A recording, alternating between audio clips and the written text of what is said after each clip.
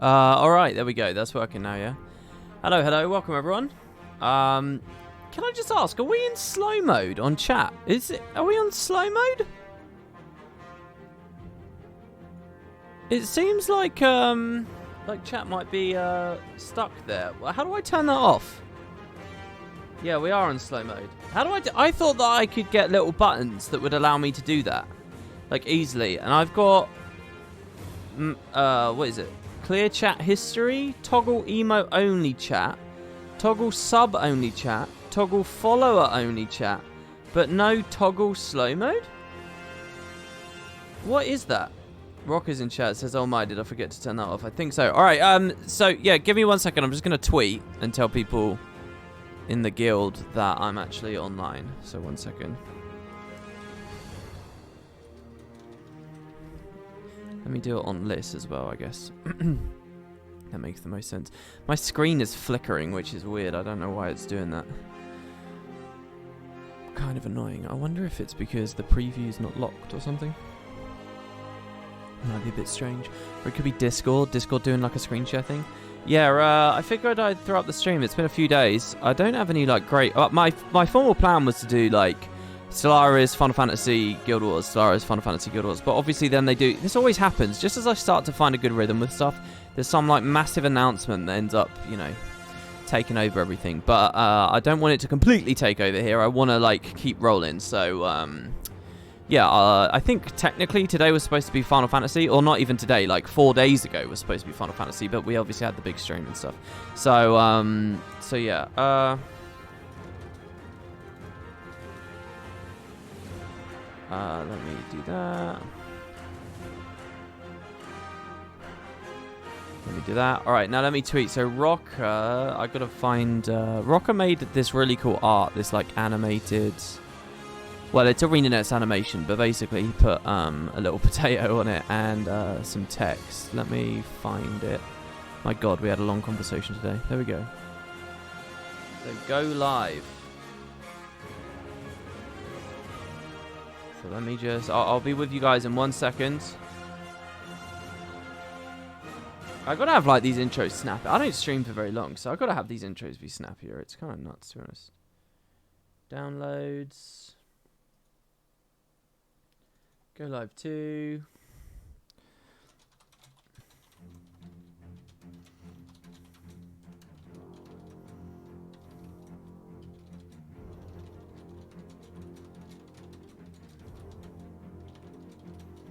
All right, and then my page, copy. Right, okay. I didn't tell people on Discord. Maybe people on Discord can type that for me. Yeah, hi guys. How's it going? I'm gonna do Sunqua Peak CM today. Is that an accurate depiction of WP? Oh, the potatoes on the top right. Yeah, they're all accurate. Every single one. I'm like the perfect middle ground of all of them. Yeah, we're going to be doing Sankra Peak today. Just because I haven't done that CM in like since it came out. And I'm like forgetting details of how that CM works. So I'd like to try that. Also, just for everyone to know here, Rocker just put in a ton of effort. Either he put in a ton of effort or he's very efficient with the way he works. Where basically I've updated the Twitch badges. So if you are subscribed, and that's 350 of you right now, you get a little icon next to your name when you're in chat, like a special icon.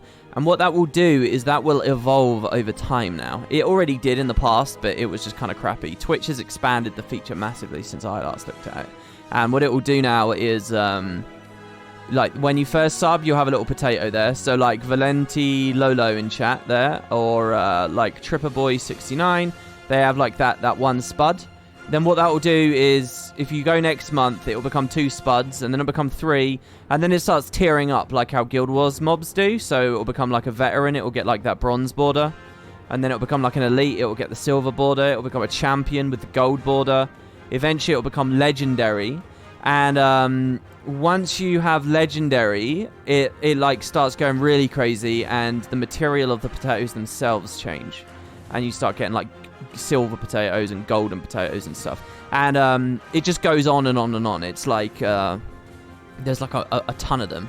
I think that if you actually want to get to the final one, you have to... It's like a 9-year thing. It's crazy. Like, it's really ridiculous. I think some of the people in the front running for that have been subbed 7 years straight. Is that it? Was it 7 years? So you might see a couple of those out in the wild. But generally speaking, I think most people are going to be like, you know, you're going to be around what we can see in chat right now. And hopefully they look good. There's like lots of different icon sizes. And I'm looking at the smallest ones right now, which is a bit disappointing. How do you end up seeing the bigger icons, you know, with the more pixels? I don't know. Anyway, yeah, it's really cool, and I'm really, really appreciative to Rocker for that, and the little art that he provided as well for the going live thing. I remember your first Twitch stream was outside the fire elemental. Oh, Valen, I want to 1v1 your Ventari build, man. I watched your video there, and I cannot believe... Did you beat a Trailblazer Mirage in World vs. World on that build? I watched it, I saw it, but I refuse to believe. Because you dunked that guy. And I'm like watching his gameplay like, is he playing bad? And he's playing a little bit bad, but still. I can't believe it. You guys should check out Valen's channel. I didn't realize this, but Valen's like popping off at the moment. He's doing build videos that get like lots of views. He did like an idea for a build series, which is like global builds that are useful. Like you could use them anywhere in the game, and people really, really like that idea. I'm really split on my next build series because what I want to do is a series on my favorite builds at the moment. But then what I also want to do is a new player build series. And what I mean by that is take a new... You know, I did that video, what to do at level 80, which I've actually rephrased now to what to prioritize at level 80, rather than like what content's available. And it's like a quick start guide. I explain to people how to get armor, how to navigate the TP, all that kind of stuff. Like a lot of my favorite builds... Like, okay, so End of Dragons is coming, and what I think would be really good is a 9-video series, one for each profession, that says, okay, if you're a new player coming into End of Dragons, what's the best build for you? What will make the game as easy as possible, but also, like, is cheap? So a lot of my favorite builds at the moment are Celestial builds. Celestial builds are really, really fucking strong at the moment. The problem is, it's really tricky getting Selly stuff. Like, I've been running the queries on the wiki. It's really annoying. So it's like, I actually think that those builds, I think they're Zerk builds, guys, because Zerk is what's cheap. It's easy to get full exotic Zerk stuff. I'm wondering if it's like a hybrid Zerk armor and weapons at exotic quality and like Celestial Ascended trinkets is probably a good balance. And so I don't know. I mean, there's just such big gaps I'm now realizing in that new player experience and bridging up. So what I want to do is a build series where a good chunk of it is literally, here's how to get all the gear. Like, here's what you type on the TP, here's what you buy, blah, blah, blah, blah, blah, blah, blah. I think that could be really, really, really useful. Because I was on a Nike stream the other day, and he literally just parked. Here's what he did. I'm going to steal Nike DNT's content here. Let's go in game. I'll make this a little bit smaller in a second. Oh, I don't have Guild Wars on screen. That's funny. Game capture. Capture a specific window. Guild Wars 2. Go. There we go. Right, so this is what Nike did for a huge chunk of his stream. I mean, it was so eye-opening to me. It was really, really crazy. He just parked up here at Verdant Brink. Let's put some audio on as well. And he did this for like 3 hours. Let me turn this down on my end. My God. I've got to get better speakers. This is ridiculous. Do you know how annoying it is trying to turn down the volume of something and then it turns up? You guys will have to tell me if the game's too loud. Oh, it probably was too loud. And he was just standing here and watching people fight the blade dancer. That's it. And like everyone dies against this thing. You'll remember on my last build series, I showed people this fight on most of the builds I had made and showed how easy it was. And on a lot of builds, you can dunk this guy. Like this is a Celestial Ellie. This is a very, very tanky build, just by being Celestial. I'm thinking of putting 50% Marauder on it, or 50%. What do you call it? Oh, that weakness is kind of annoying. Or 50% Berserker, because it is a little bit, it's a bit too tanky. It takes a bit too long. But it was this, and it's a very, very simple fight, really, but everyone was wiping on it. And it's just crazy, because it's like, you realize how bad the situation is for new players, and how much they will struggle. And I think that half the reason we don't get good story content is because of this huge problem where you really don't know what to trust as a developer. What the skill level of the player base is going to be. They have to aim for such a low bar because people will just get absolutely annihilated. And last time we saw it came up was the Cordicus thing, I think, largely. So anyway, I really like the idea of having a big, like, de facto build series. Do you see how strong Gale Song is here, by the way? You see how many times I've stun broken? I've basically been face tanking Pistol Whip, but I instantly break it straight away. I was dying here on a core rev build because it couldn't stun break.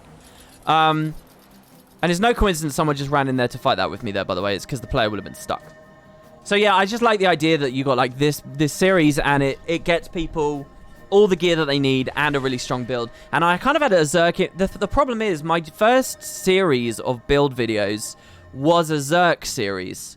By and large, because that was my preference. This time I wanted to go a little bit more Celestial, I wanted to go a little bit more Condi, but those sets are just a nightmare for new players to get, so I'm kind of like, I don't know, am I going to do 18 build videos between now and the start of End of Dragons? One on my favourite set and one on new players? It's just crazy. I'm scared of getting too many projects, because I've got this story thing I want to do. Just keeping up with the torrent of End of Dragons news itself is going to be important too, let alone juggling Final Fantasy XIV at the moment and picking up Elder Scrolls Online finally, which are all things that I want to do. So anyway, yeah, that was something that was kind of on my mind. For this stream, we'll do Sankra Peak, and let me check my rev. I want to play my Alacrity rev in there. I don't know what region I'm on at the moment. What region am I on? I'm in America. So any NA players want to play along with me, that would be very cool. Alacrigade's fine in 100 CM, right? Have you thought about specific builds for farming? No, see, this is the thing, right? Like, I'm so uninterested in gold guides, and I'm so uninterested in, like, I don't know, that kind of stuff. I've done a little bit of it in the past, but it's ticky-tacky to me. It's of such little substance, and it's of such irrelevance to me that I don't know whether I really want to do it. Because if you see me doing videos like that, it is purely for the sake of, like, pandering to a new audience and trying to boost my subscriber numbers and stuff. And I suppose that's the professional thing to do, but also it's like the cynical corporate thing to do, and it's like, I don't know. I spend half my time kidding myself that I don't want to do that kind of content. So I don't know. Maybe at some point I'll do it. By the way, little tip. I did that video on, like, gaining frames, optimization, and so on with Guild Wars. Anyone with an Nvidia GPU, you've got to try this out, okay? First of all, if you set Guild Wars 2 up as fixed refresh rather than utilizing G-Sync, it can help a lot with input latency. But you guys have got to go to your Manage 3D settings. I can't show it on screen right now. Set up for Guild Wars 2. Now, there's an option, okay, which, it's threaded optimization, okay? And its description is allows applications to take advantage of multiple CPUs. So, and the default is threaded optimization is on by default. Because why wouldn't you want that? Guild Wars 2 is a heavily CPU-bound game, right? So you're obviously going to want to take advantage of many threads, as many cores as you possibly can. If you read the description, it says typical usage scenarios. Most newer applications should benefit from the auto-select or on settings, but it should be turned off for older applications. Now, that's kind of a bad description, because that hasn't changed for like 7 years. 7 years ago, when I read turn off for older applications, I'm thinking 2005, I'm thinking 2006, 2007. That's what I'm thinking. I'm not thinking Guild Wars 2. Now, in 2021, suddenly Guild Wars 2 has shifted category because of the semantics of... And because they're inaccurate, basically, in their description. But that hasn't changed for years. Anyway, someone said turn off threaded optimization for Guild Wars 2. I tried that. What was the other setting as well? And then there's another setting called low latency mode. The latency control reduces latency by limiting the number of frames the CPU can prepare before frames are processed by the GPU. And it says select off to prioritize render throughput by allowing games to queue frames, which in theory is higher latency. However, there is a huge difference in Guild Wars 2. Turn low latency mode off and turn threaded optimization off and see how your input delay feels. Oh, it's crazy. It's crazy. It feels so much better to play the game for me. Like, it's unreal. Like, the quality of life is just mental. So, yeah, definitely try it out, guys. You might really appreciate it. And then, obviously, the more frames you can get as well, the better. So... What is this option menu? It's your Nvidia control panel. You can rewind the stream if you want the details again. Honestly, even just moving the camera, it's so good because even like the camera sensitivity and stuff feels like it's way higher and faster. It's just, it's really good, guys. I wish I'd been playing like it for years. So yeah, I definitely want to get that in my video. And, you know, my video did the, runner's administrator setting and some other stuff. And I don't know whether I really believe in it. So I just want to make some other suggestions. I also realized, if you are using, like, Nvidia filters, or if you're using G-Shade, or if you're using Guild Wars 2 Hook, or if you're using Reshade, if you're using anything with depth buffer, it will completely break if you're using super sampled aliasing methods in your Nvidia control panel, which was messing me up when I was making my green screen for the character on screen and stuff. So, oh, by the way, which you guys aren't looking at. Let's get her back. So yeah, I wish I sort of knew that detail, and I kind of want to put that in the video. There's a few little things that I want to do. Speaking of the character, who do we want to have on screen? Because we can do this. Or we can do the Awakened. Huh? What do we think? Do we like the Awakened? I like the Awakened. Like a lot. He doesn't work when he's too small though. He's in Perpetual/Talk too. Mr. Modius says, dude, it's added like 50 FPS to you. I don't know whether it actually adds any FPS. Like, my FPS should be about the same as it always was. But it just feels a lot better when you turn those fucking things off. It's crazy to me. And, like, realizing that that's a big deal is, like, really big to me because it's like, holy shit. Think about how many players are just going to trip up on that. I mean, it took me 8 years before I saw anyone offer the advice in a forum or a thread. And then when I listened to it, and it's done some big stuff, so... There you go. Look, there's actual user testimony right now. Mr. Modi is saying it feels so much better. Whoa. Trust me, guys. Try it out. The next FF14 stream, you definitely need to get a Lalafell avatar. Yeah, I like that idea. The other one we can do is Kodan. I want Tengu, but I just don't know where a good Tengu is that might be doing /talk and is actually easy to control and show off. I like the Kodan. I actually think these are all old ones, though. The best ones are the list ones that I've done. The new list ones. These were taken at the aerodrome, and the lighting is much better at the aerodrome. You see the luminance is much better on her there. That's not me fake bumping that up. That's just that the lighting's best. So if you guys want a really good, even lighting place, no matter what time of day it is, for a green screen effect like this, if you're doing it via Tonic, or you're going to do a Mini, because obviously those are available too. The other ones that I shot were done in the Mistlock Sanctuary, because with the way that the depth buffer works, is if you can get an easy peek out to the void, then you're obviously going to be fine. The aerodrome's pretty goddamn good though as well, because if you basically it's that window. You go up to that window. You know, you can climb up with the skimmer, the sky scale, whatever. And then I think we should be fine from here.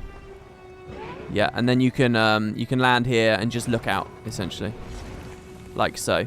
And your character will be really well lit. The other thing I recommend, if you guys are going to do the green screen thing, this is kind of ridiculous advice, honestly, but if you're going to do the green screen thing as well, watch out for shadows. As you see here, we're on low, which is what I recommend in that video. If you try any of the higher methods. Oh, I actually can't see it happening. I'm not talking shit, I promise. This is a really good spot, honestly, if it's not doing that. But there's a self-shadow flicker bug where shadows go mental on your own character. And you avoid that. So, yeah, I'm not actually demonstrating that here, but it is a thing. So you might want to avoid that. It looks like self-shadows aren't working at all up there. But yeah, whether it's day or night up there, it's just a really, really good spot for any kind of green screening. And yeah, there's a lot of good characters. There's a lot of fun stuff that we could be doing. I just don't know... I don't know what to do if I don't have a tonic. The other character I thought would be really cool. I mean, this I kind of live for this stuff. Repurposing weird assets that people don't think about. But I was thinking the old lady in Brisbane. Because I've been map comping a lot. Now the End of Dragons, like, purchase things there. Can you see how it's bubbling away in the bottom right? I really want to get my world comp icon bouncing around down there as well for, like, the random video footage and stuff. I'm talking about the bottom right of the screen right now when I'm not looking at the minimap. This here. I want to get his world comp icon there too. But it's taken so long to actually collect. Anyway, I finished Brisbane earlier today. And this old lady that gives you the weird meat for the hero challenge. Where is she? Here, her. I figured she'd be pretty good on a green screen, right? But you can't get her to, like, /talk. You know what this just reminds me of as well? That, you know, we talk about playable Tengu and stuff. But just any kind of, like, character creation updates are good. Like, let me play in an old character for once, you know? What would you say is the least... Punikin says I can't handle these extra frames. Are you being sarcastic? You guys seem to have really taken to it. I was really surprised by how much better my client felt the second I set that shit up. What map's the least visited map in the game?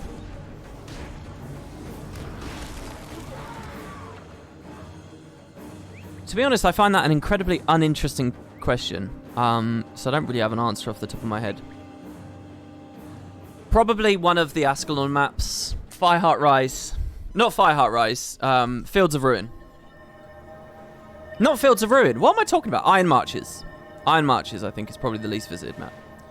Far from population centers. No world boss there. No dungeon there. Minimal living world there. Over the full history of the game, Iron Marches.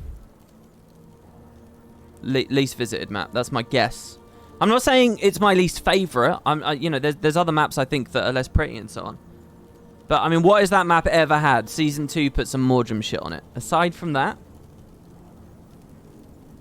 Fireheart's had loads, because it's got Ebonhawk in it.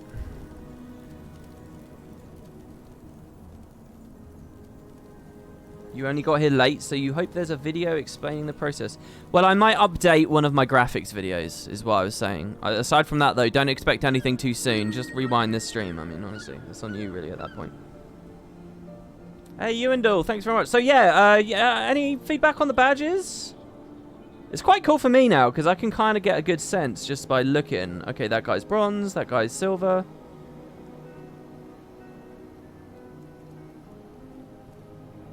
Okay, so, guys, yeah, the Tengu in the desert in the hall is probably a good idea as well. Somebody did recommend that in Spud before. So Spud as well, by the way, the activity's really starting to pop. Oh, a new build's available. Anyway, we've got like hundreds online at the moment. We're down to 77. Maybe people are patching it or whatever at the moment. I really think by the time End of Dragons is out, that will go up even further. The problem is we're kind of at capacity now, and I've had to start kicking people. So I was talking to the GMs earlier, and the plan is, as far as I might have to reconfirm this with them.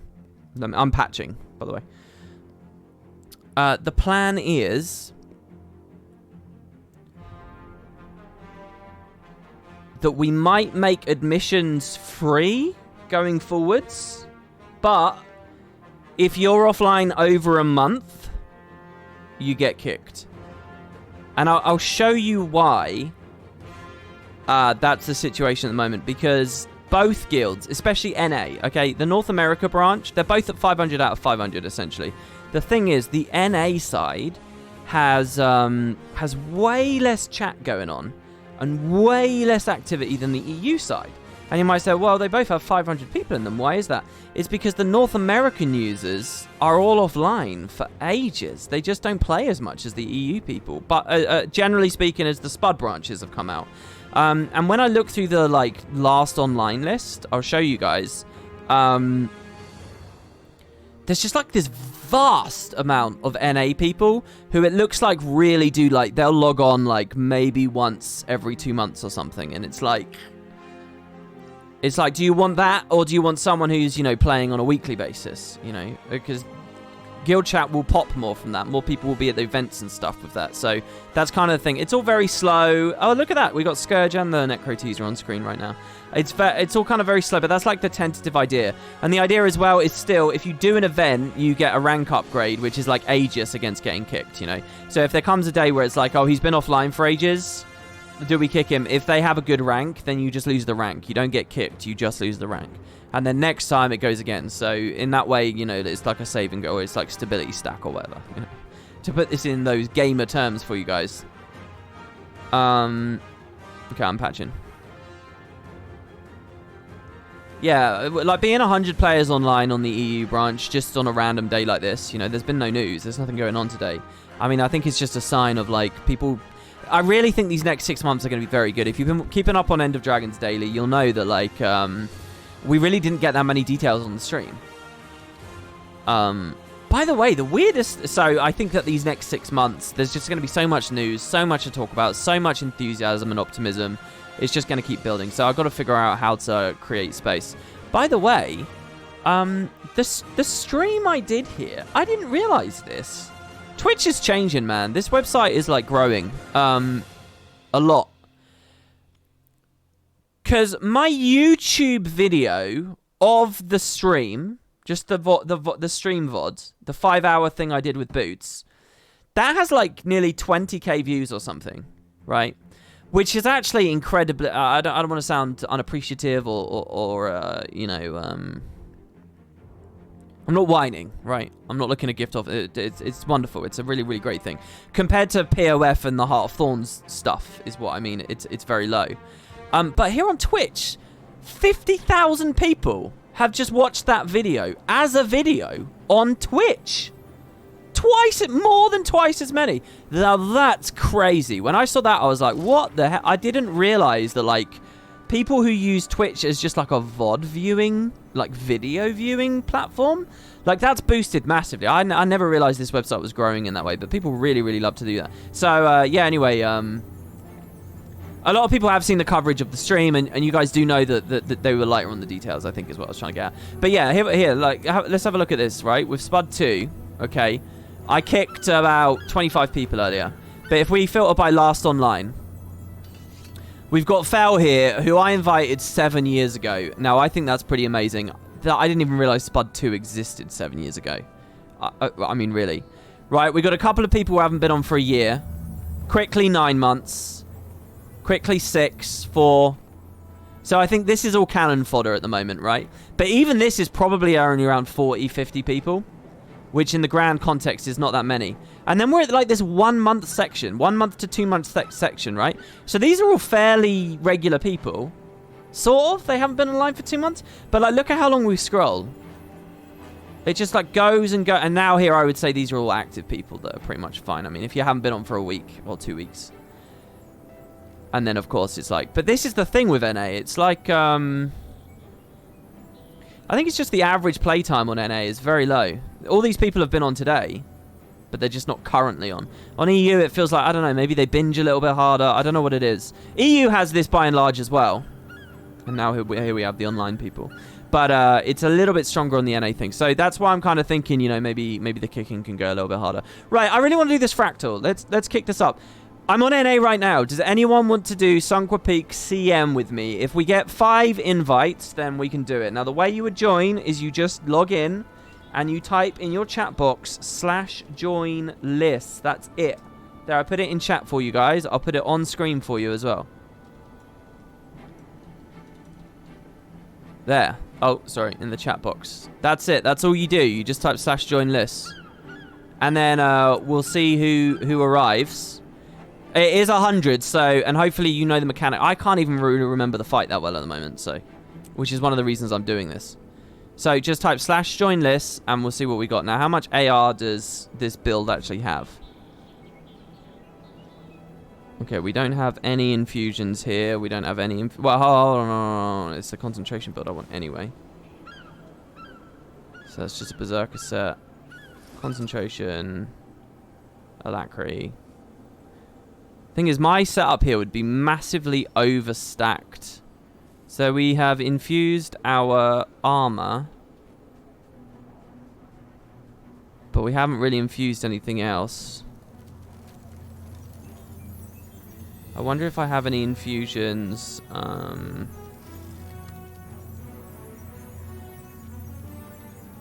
Do I have any just +9 sitting around? Should I go to efficiency?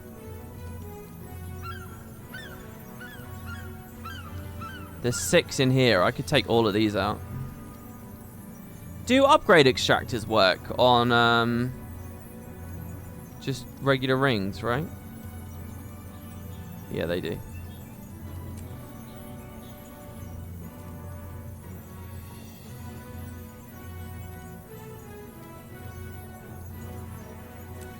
Still, that's 10.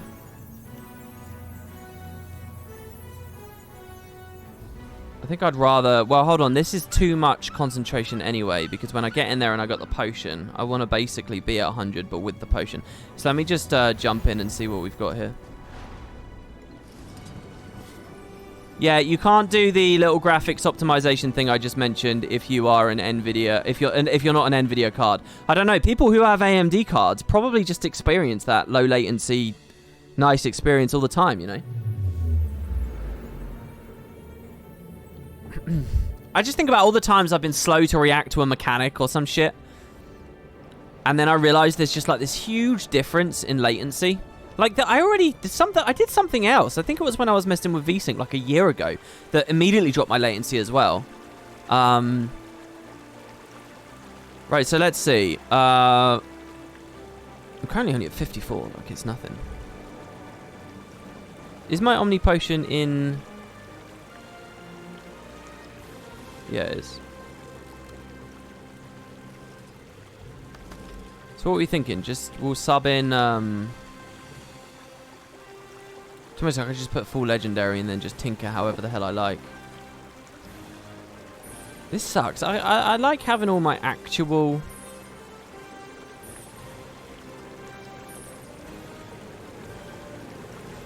oh, so we're already down to 69 here. I'm on fireworks runes, which I'm 100% confident is not the main suggestion from people. So let's just say it's diviners, first of all. And then let's just swap stuff to berserkers until we see a choke point. Well, 99.73, that's pretty good. I mean, I'm happy to leave that there. Then the game is just to put our infusions in. Oh. Sorry, that's enrichment, obviously. 1, 2, 3. It's interesting that this isn't done through the customized UI at this point. Okay, let's dump these on. Let's dump this on. Where are we now? We're at 126. Plus these two. 144. They're suggesting 150. Is being 6 under the bar a big deal?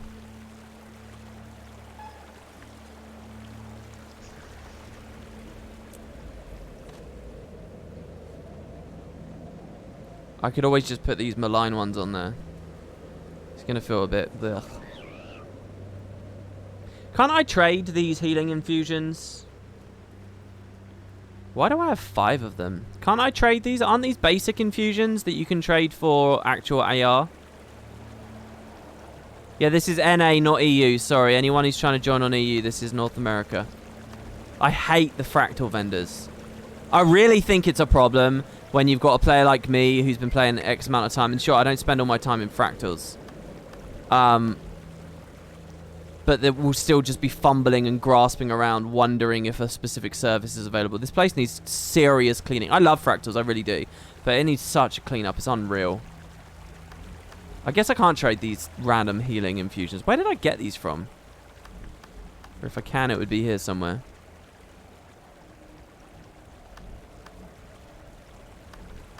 No. There's a +10 that you get from the World Boss Rush, right? I haven't actually messed with that. My god, our inventory. Don't judge me too bad here, guys. It looks a lot worse now that I've unequipped my other stuff. I should probably put those rings back as well before I forget where stuff is. I'll just put the malign ones on. One on one half of the weapon set, one on the other. So that when I weapon swap, it doesn't really change anything, you see. So this way we are at I mean, the amount of fractal AR that they actually request compared to how much you can get is nuts. I mean, look at this guy rocking up on 207. He's also a renegade, though. So this is really the build I wanted to play. I'm assuming I would go Shiro. Would I want staff? Probably for break bars, right?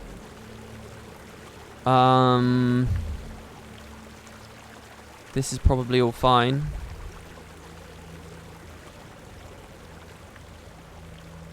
Yeah, this is all fine as well, right? Simple. If anyone has any simple suggestions for me, if you want me to change the runes, I do have a full set of legendary runes, so I can change these fireworks runes into anything I want if I really want. So you guys can let me know on that. I'm running force and concentration, and then paralyzation and concentration. Paralyzation helps with star 5, right? It's not actually a stun. Does this lengthen all break bar? I mean, that should have really... Or is it just stuns? True end game of Guild Wars 2 is to know what all the vendors sell. I mean, I can generally get the gist, right? General vendor is this guy. Normal stuff. Yeah, verified. Potion exchange, annoyance, BS that you do after you're opening your encryptions at the end of the day. Like, really, it's just an exchange. You just come to this tab and you're exchanging. I never buy any of them, ever. And I certainly don't buy this top one. But new players might like to dig into that one place. An insane mess of infusion upgrades and so on. What else is hidden in here? There is some other stuff hidden low down. Yeah, like these. Tuning and infusing is done here as well.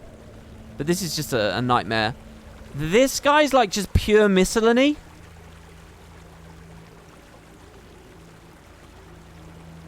A bunch of like old shit, basically. More attuning and infusing stuff. The salvage kits. Oh yeah, you buy your deeply discounted keys here. The Aqua Breather tab. I mean, I really hate it. This is like some Miani level stuff here. What does this guy sell? More miscellany, but what, themed around what? I'm not sure. This guy's high-end rewards and stuff with specific fractals. Oh yeah, and then the exchanges with the whole, you know, Grandmaster Mark things. Doror is obviously the Doror reference and like the super late game fractal god stuff. It's just, it's a mess. What is this guy then? Oh, yeah, more old stuff. This is basically just original rings. You know, there's a whole thing in my... You know that new player video I just told you guys about? Where I was, like, recommending people what to do. There's a whole section and a whole story in that video that got cut out in the end. But it was a huge mistake that was going to go out, and I managed to rectify before the video was made. Basically, what the mistake was I was desperate for a stat selectable weapon people could get. of an exotic quality. You know, I had like the bladed armor that is annoying enough, but I had bladed armor from the first map of Heart of Thorns. I thought, well, this is not good, but it's the best the game's got, so fuck it, I have to do that. And I was thinking, where can I do a weapon? Where can I do a weapon? And originally I thought I had a really easy answer to that, because my main suggestion to new players is to get into Fractals. It's good money, it's a good way of learning about comp slowly and gradually. It's perfect. It's a great place to go. And given that, I was like, well, brilliant. There's Fractal weapons. The Fractal weapon crate. It's 20 pristines. People might get a bit mad. Veterans might get a bit mad, because obviously you're going to hoard your pristines when you're really going for the later stuff. But, like, this is pretty good. It's stat select anything you want. And I had a section in the video for a long time where I was saying, yeah, just do this. This only unlocks after, like, Fractal Island 40 as well, by the way. So in some ways, there's, like, something really genius and beautiful that ArenaNet kind of had there. Like, the idea you go into Fractals, you work up to Island 40, this vendor unlocks, now you have easy access to exotic weapons without having to craft, blah, blah, blah, blah, blah. But this does not... I only realized when I was looking on the wiki, really late in that video's production, it says choose a Fractal weapon skin. And I was like, huh? Because it's weirdly written, and obviously they've had so many different formats of giving you fucking skins over the years. I was like, so is there an actual weapon there, or is it an exotic rarity skin? So I actually ended up spending 20 pristines purely for that video, and I realized they are only skins, which was annoying because, one, it meant that I nearly made a big mistake that the comments would have been filled with, and that would have been really terrible advice. Wasting 20 pristines on a weapon that doesn't exist. That would have been so bad, it would have undermined the entire video. So it was kind of annoying knowing I was on the precipice of a big mistake, and it was kind of annoying that I had to spend 20 fucking pristines just to verify. But yeah, and then it was annoying knowing that Guild Wars was really failing in that department. You know, it's like I was mentioning a second ago. Like, what if I want to put new players in Celestial gear for End of Dragons? What if I want to do that, and they don't have like a craft or whatever? It's a nightmare. It's a nightmare. Like, the closest you can do is like Silver Waste's rare armor, if it's not the exotic bladed that I've already recommended. It's just, you know, I like the idea of a new player who doesn't want to go, like on End of Dragons launch, who doesn't want to go through Heart of Thorns and POF and all that. They just want to play the goddamn expansion. And it's like, because there's no proper avenue for them to even get rare. You know, because honest to God, guys, if there was a quick and easy way to buy a bulk batch of rare trinkets, armor, weapons, all Celestial, I would recommend that. If it was cheap, I would recommend that. If I give you a good build that is Celestial rare, you do not need to be an Ascended. You're going to... Like that frog I just showed you at the start of this stream, you would destroy that frog in rare gear. You don't need Ascended gear. You don't need exotic gear. But it doesn't even exist. ArenaNet hasn't even put it in the game. So it's like, what the fuck do you recommend to these new people? I think I have to recommend Zerk so that they can go to, you know, the named armor on the TP or whatever. You can't even do it with rare. I mean, what a fucking joke. They put all that infrastructure in with the level up rewards as well, and like personal story rewards. You'd think that'd be a great place to filter that stuff in too, but nope. They have it for like boots. There's like one moment in the personal story where you get stat selectable rare boots, and that's it, just the shoes. Anyway, right. What were we talking about? Bandit weapons I did look at. But again, it's like you want armor and you want trinkets, you want the lot. Just a weapon? Anyway, I don't know what the hell to think about our comp. Why have we got 3 revs? And 2 firebrands? Is this going to beat the CM? Do we have any damage? Aren't we just going to overcap on Alacrity like mad here? Oh, they're Condi revs, are they? They're just going to blow up on Condi rev? Okay. It's not the daily or anything. I just want to play it. I just want to play it and get into that Cantha vibe. We're going to listen to the story and we're going to do the CM. You guys happy with that? Alright, if they're Condi, and I'll just... Nobody's given me any more advice about my build, so I'll assume that I'm doing a decent thing here.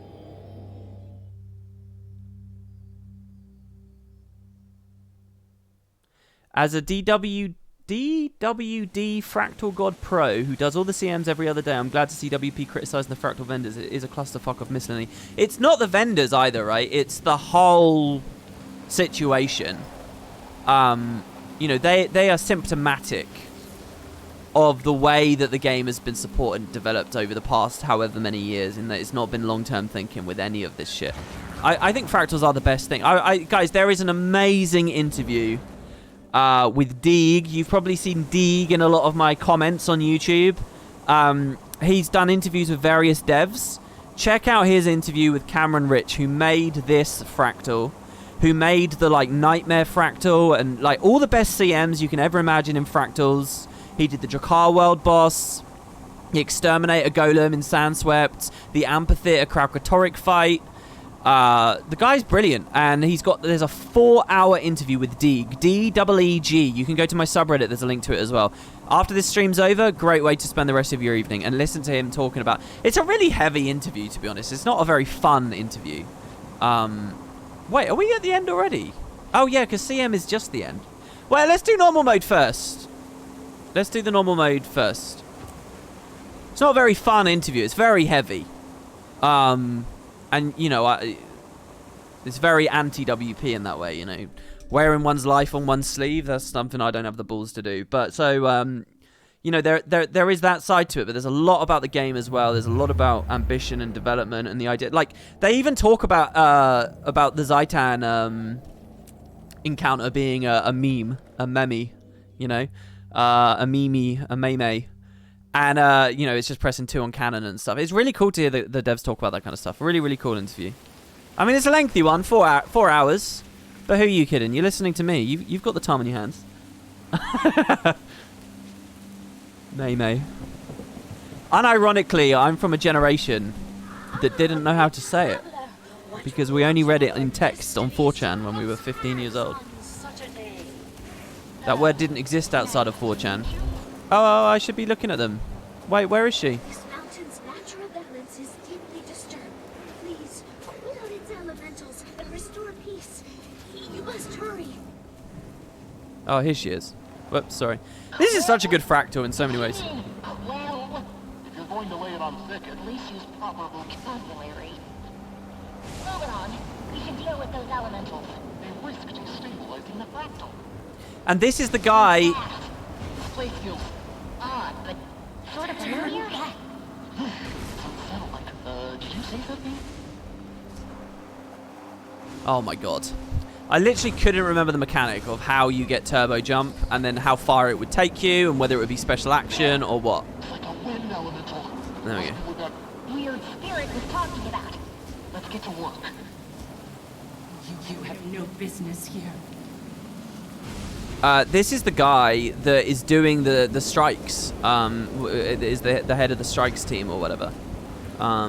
For End of Dragons. So, you know, I think it's really interesting to look at his past work and wonder where we're going from the future.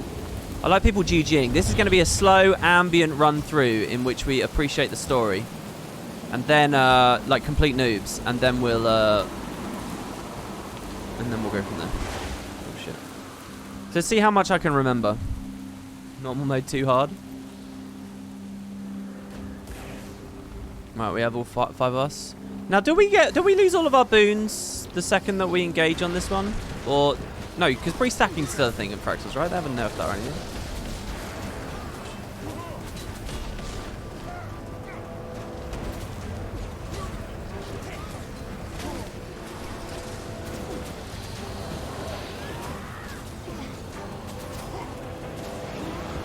Obviously, I'm not running Arc here. Wait.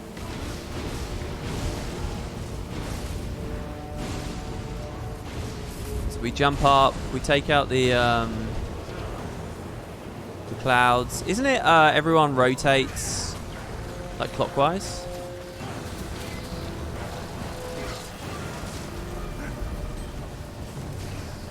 I noticed when we were raiding the other day, by the way, I never propped up people's might enough. We were sitting around on like 16 might a lot of the time, and it would have been very, very simple for me to hit a quick F2 and put everyone back up to 100%. I mean, I'll stay here if everyone's moving away. Oh, I'm getting followed now. Interesting. Oh, that's why... Yeah, this comes back, right? In the CM? And I was just very rarely doing it.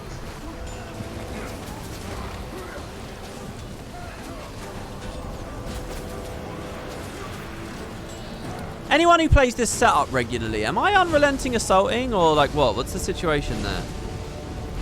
I would assume not, right?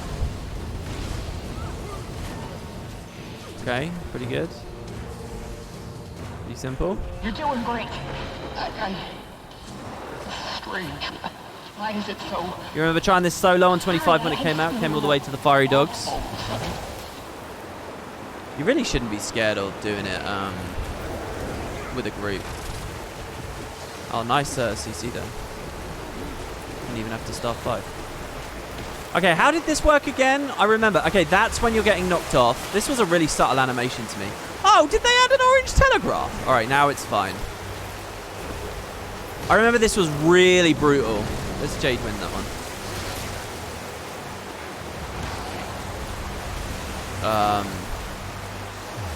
Let's break that with the spirit. Okay, this is fine right now. It's like the white rushing lines. Did I stream my first runs of this? I honestly can't remember. Can I boon rip without Malix? No! I thought I was rolling the other way. Legitimately thought I was rolling the other way on that. I'm not going to be able to boon rip without Malix, am I? So here, this is bad. And now it's fine. No, they didn't add orange. So this bad. And now it's fine. And we can, my group, we couldn't figure that out. We were just rushing through it for a very long time. We need to actually press F on the elementals, don't we? I love the way that this fractal uses mounts. It's really gorgeous.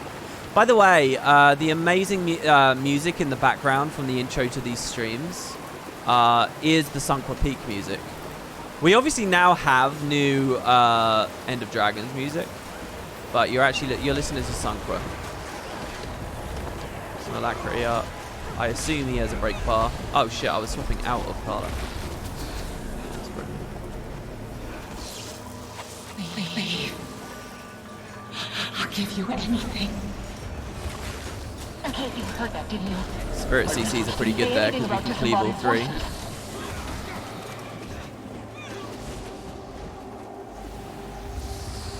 Take what you want and I guess go. I could have order from above and then singularity'd afterwards. Oh, there you go. Speaking of which, Mr. Modius, who made it, says new intro is nearly done. Just sound effects to add for the new art, but it's looking good. I wonder if he's using the, you know, the stuff you can... Should I, what are our instabs today? Yeah, it's no pain, no gain. I should run Malix, right?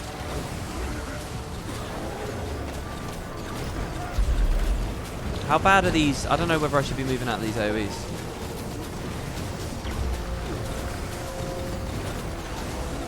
I should definitely put Malix on. Oh yeah, well, they already have 2 Malix with Condi. Okay, so no excuse to see Well done. But we should keep moving. the prot on there. Not in the mood to hang around Oh, that's here. not a pre-event. That's the whole event. Forgot about that.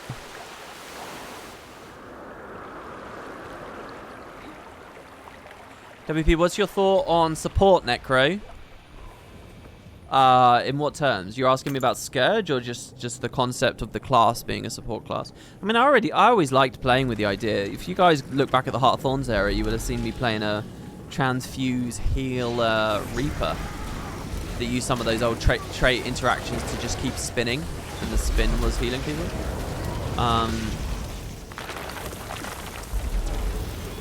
I think Scourge is not as busted as people think Scourge is. As soon as some of the bugs are rectified. But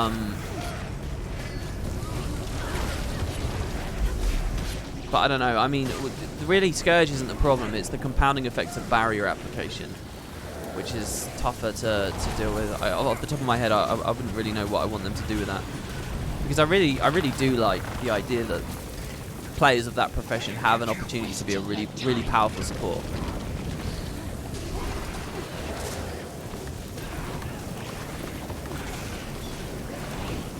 You'll be interested to see the Sunqua Veil in End of Dragons? Yeah, and get more answers about this.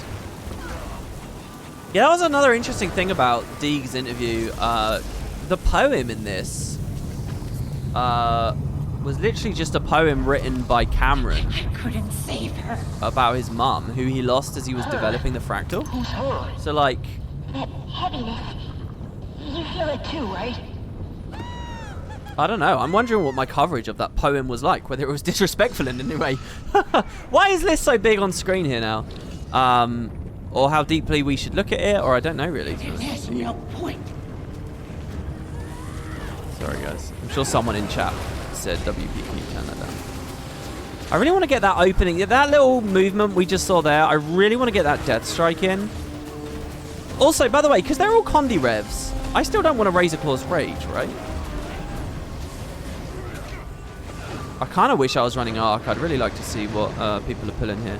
Okay, this is the like Monster Hunter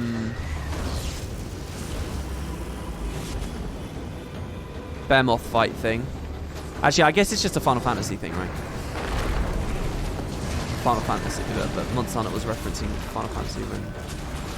Oh man, I really don't need to be swapping to staff. These guys are getting these break bars before I am. I should just make sure I get Heroic Command up nice and early.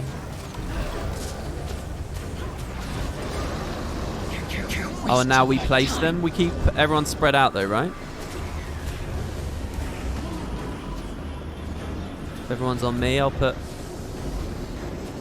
There'll probably be another break bar right in a minute, right? Like as soon as the phase reopens? No. Yeah, there is. But again, I'll trust them. As long as we get our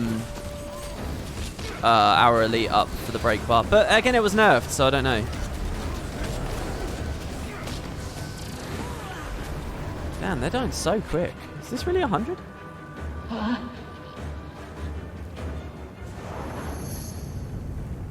Make it smaller. It needs to be accurate to the Asura. Oh, you want Liss on the overlay to be the same size as Liss would be in game?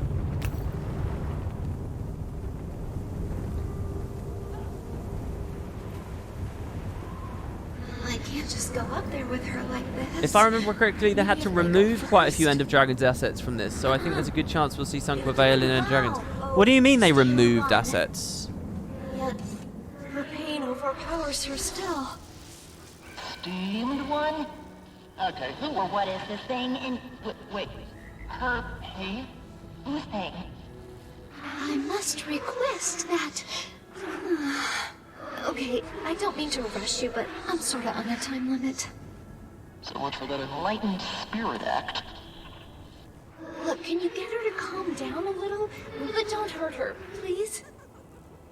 Sounds like we're dealing with more than just elementals here. Let's be on our guard. Don't hurt her. I wonder... I could tell her it's me, but that might make it worse. Didn't realize she'd be this bad. Dude, all this She crap really is so got ugly. herself? I gotta start toggling these legendaries off a lot more.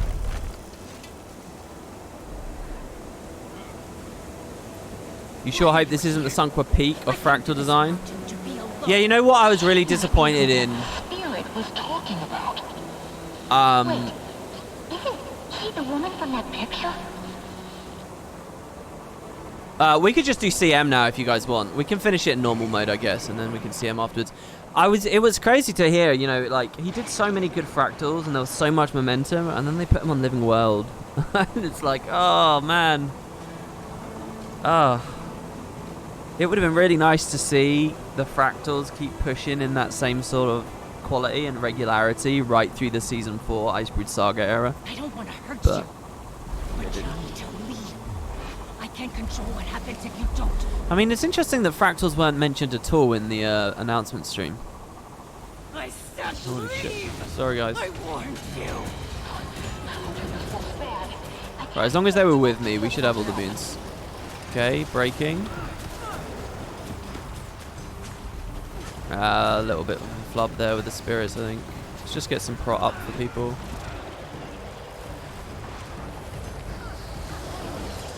It's not another break bar, is it? Okay, spread. Do I dodge as this lands? There was an impact, but it didn't do very much. Might for people once we reinitiate. What's she doing? Pistol whipping there? Okay, red bar. Definitely don't want to be in that. There's someone standing on me. Should I dodge when that lands?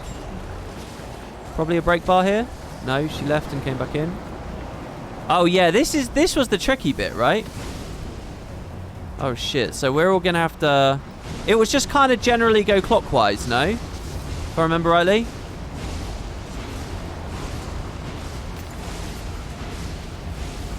Someone else back there?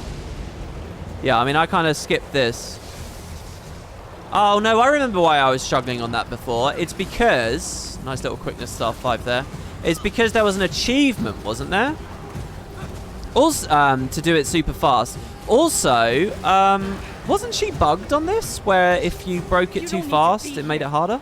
I can handle this on my own. Questionable.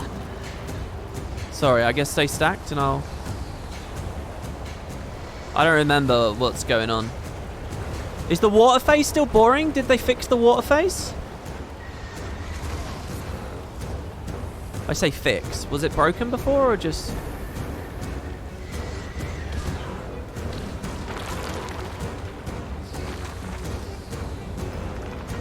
A powerful attack. Why this meteor though? Could it have been any of the last 4 that dropped? We going in? Oh shit.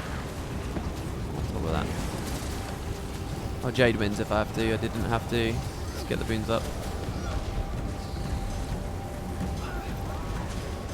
Man, doing that staff swap if it's not necessary in the end feels real unsatisfying. She'll stay there, right?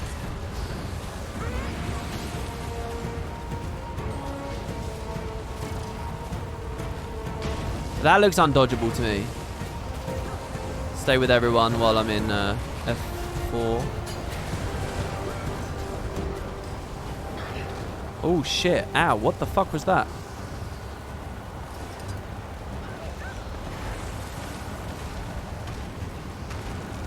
Powerful attack is about to be unleashed. Okay, more meteors. More alacrity for the team. Stun break. Holy fuck me, what the fuck was all that damage? What was hitting me there? You wanna help me out? CC the Avenger? What do you want? I'll give it to you, but you can't stay. I don't want anyone else to get hurt. Did he rally on the Avenger there? Can you rally on Avengers? Sorry, alacrity. And prot, I think, as well. Oh, we're porting in. Oh, yeah, okay, this phase was, like, messy. And it wasn't good, if I remember rightly. I'm using spirits here just to... What are we doing? Are we just spamming reses? Am I fucking us up? Oh, it's the tooltip's too big.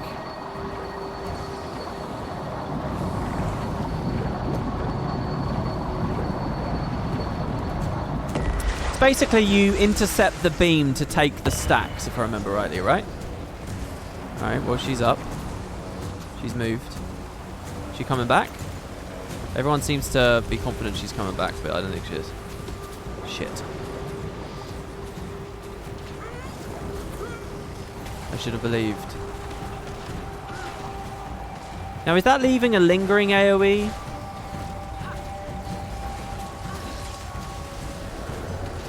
Get that up for the break bar. Get that up. Is F3 ever worth it? It's just so expensive. I mean, that was while she was vulnerable.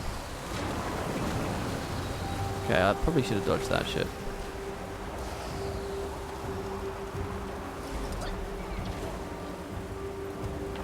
I'm not actually blocking anything. Watch stacks. Here you go. 5 stacks. What is it? When you get to 10, you get downed? Oh, this phase is definitely not...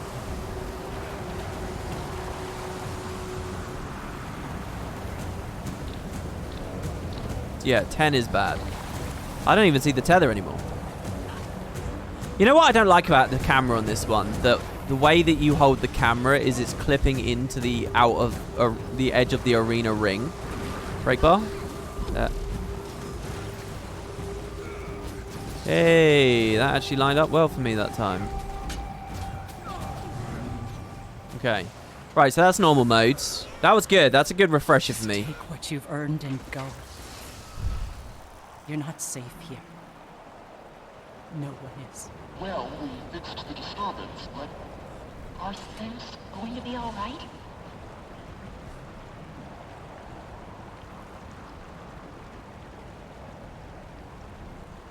Debuff stacks to 10 with the guy on the beam. Intercept the beam before it hits 10. As 10 stacks will AoE damage you. Yeah, I think that phase is interesting because I can see a lot of really beautiful things that, as they line up and compound with one another, it creates a really compelling gameplay experience. But it's like there's just like one missing mechanic, so therefore none of them feel interesting anymore. You know, but if you were like dealing with like killing ads during that phase, I think was my observation when I used to play that. You can imagine the pressure, but if you're killing ads while juggling the beam, while grouping every now and then for the big greens, and you're getting like pushed and pulled around, because isn't there like a little tornado that's on screen or something there? That's where I think it really becomes quite beautiful. Okay, someone's restarting their client, apparently. Do I not have fractal code? No. Look, there's a thing with me. I don't really like grinding stuff. Like, I love raids. I don't really care about doing... I love progression raiding. I don't really care about farming the fucking things over and over, day in, day out. Same with like fractals and stuff like this. I like them for a good while, but then when it's just like routine, I really I drop off pretty quick with that stuff.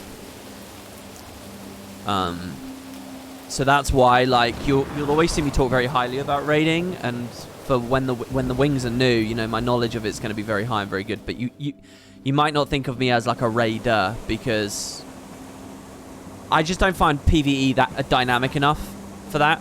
For World versus World, as much as I deplore it in a lot of ways, World versus World I can do for long stretches of time because it is more dynamic. And PvP especially. PvP is the best game mode. And I could PvP for years on end if there was better infrastructure, if the community was bigger and it was less clicky, and all that kind of stuff. PvP is something I can do forever because I feel like it's a lot more dynamic and a lot more emergent, a lot more fun. Even in the most stale long-term meta you can imagine, I would rather be PvPing than doing a fucking raid. I don't want to hurt you. Or fractal T4s every day kind of thing. I said leave. That said, sometimes I get invested in it. Right, okay, so let's see. She gonna come back in? No, she's going for the break part now. It's a lot harder. Is that Sanctuary from our Firebrands? So what's the Sanctuary doing? Get rid of projectiles. What are the projectiles? Can I Death Strike back in? It didn't quite line up. I remember this is a big... it's a big break bar fight, right? Or it used to be. And consumables were the thing before as well. Slow CC. Okay. Oh, we don't want to be in that. Why are we slow CCing here? Oh, we did it to cancel that red animation. Oh man, she's got a lot of prot. Does she refresh that really, really fast? Oh shit. I'm still a little bit nervous about this. Should I pick up the ones closest to me and grab it, or should I just ignore the first one? I'm going to ignore the first one, I guess. Also, I'm only getting 3, not 5, right? Oh no, that guy did get his first one. Oh, and now he's seen what I'm doing and he's going ahead. Alright, that works. Oh, that's not actually a burn phase.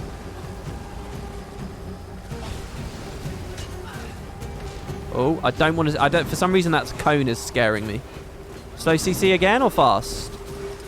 I'm gonna start 5. I just won't finish a bar. I'll just get it low. Again, same thing. I see. We're cancelling that mechanic.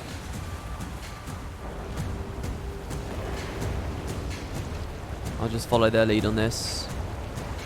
Get more prop for the group. What's the best, like, spirit? The first 3, I would guess. Lowest energy.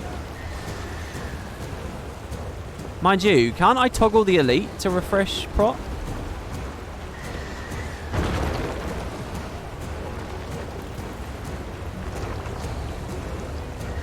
Oh, that meat is on that player. Is that the one we have to hide behind, or...? Which one are we hiding behind? Okay. Oh.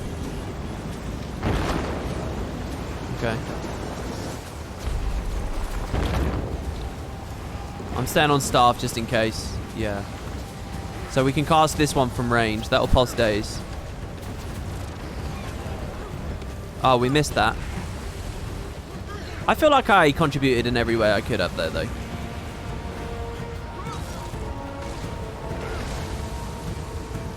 Oh, that was a bad orders from above. Don't want to do that right when we spread. They're going to drop a lot on that. Slow CC, and then we finish it with the red.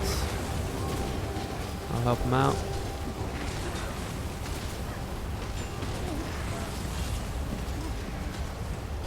Oh, beautiful.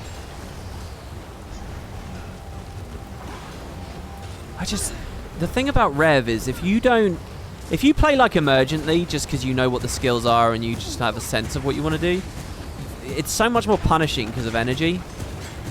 Because you really will get screwed. I did it again. Keep doing this when I'm not in a group scenario and it's pretty bad. Hello everyone. Is this wrong? Oh my god, it was over there.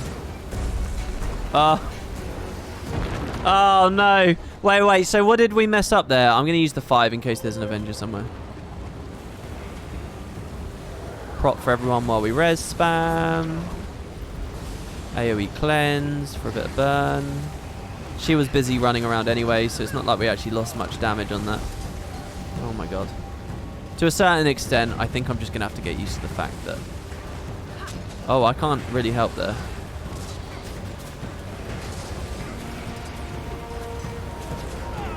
Sorry, Oh, we face. This is the water phase. Is this actually different to normal mode yet? It is, right? A bit. It's more pressure. I've been tidal bargained. Okay, so it's me with the tether. Can I mitigate gaining stacks in any way? What was it that hit me there?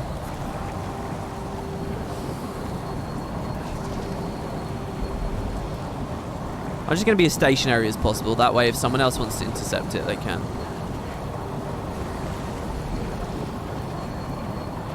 Get the alacrity going. I forgot about that for a second there. I have one job.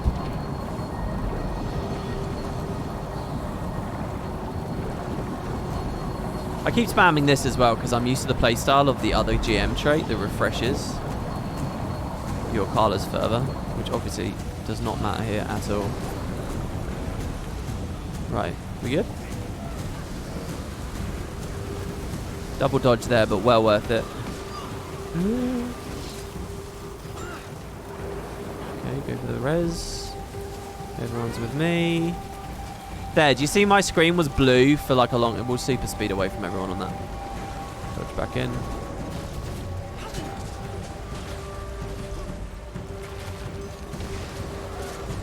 I'll get the Daze pulsing going.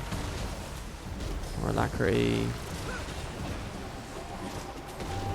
Oh god, I'm so scared of that fucking telegraph. I could actually have F2'd there, I think. Shit. Probably ate a lot of unnecessary pressure there. I'm coming, team. Oh! Jesus Christ, I was getting pulled in.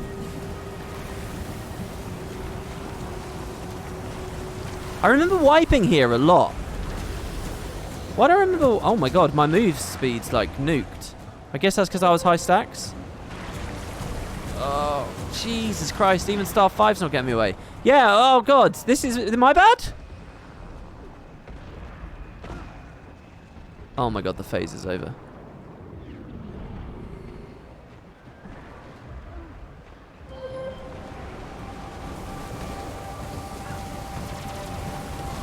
Holy shit, that's Star 3, eh? Whoa. I'm not quite sure what the patterns are, where to stand at the moment. I'm eating a lot of pressure that I probably shouldn't. I'm still moving slow here as well. Make sure we're helping out there.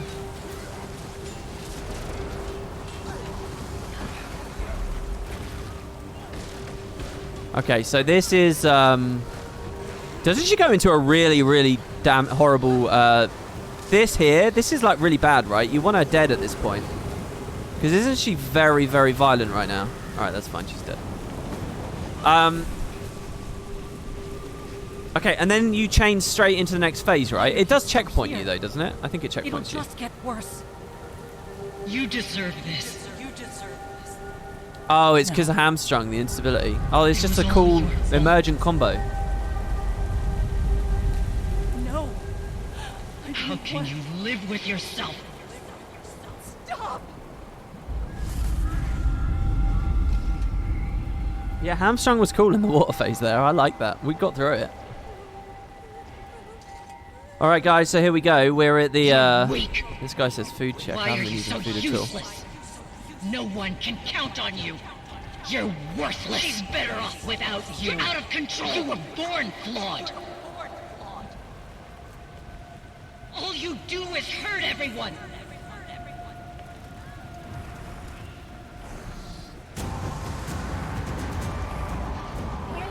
My frame rate felt really low only in that cutscene. That was very weird. Oh wow, someone really knows what they're doing. Do you see how they started the pressure straight away there? Okay, definitely want to dodge whatever the shit I just got hit with. Missed that.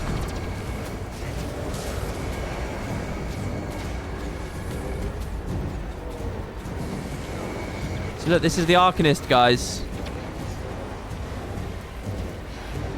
Even if that is mitigatable, I was way too late with it. I'm too late with the staff as well. Too early with the staff, sorry. Don't stand in that cone. Ooh.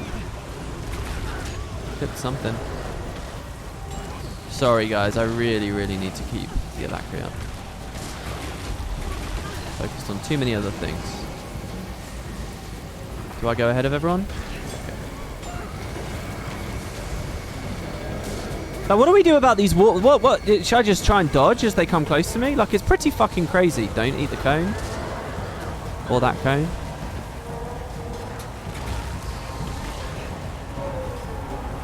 Or that cone. I don't remember these cone telegraphs being so easy to... Oh, I'm sorry. I'm really sorry. I could have moved us out of that. I actually didn't really have a through any of this, I didn't have a sense of how much pressure those that spread mechanic would even apply. Okay, break it. Slow or fast or... I think that was good timing. The red was at her feet. Like that there as they're collapsing in the middle, that's definitely an oh shit moment. Oh, I should have... No one It's pretty energy inefficient there.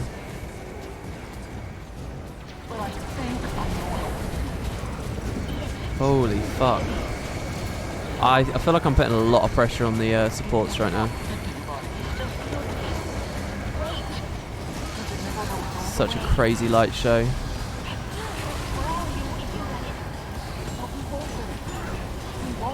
Shit, I've forgotten this whole mechanic. I've forgotten the whole mechanic. What is it with the fears and the doubts? Someone gets fixated? We all get fixated? I've forgotten that whole mechanic. Alright, what do I see? I see doubts. What do the doubts do? The doubts are running...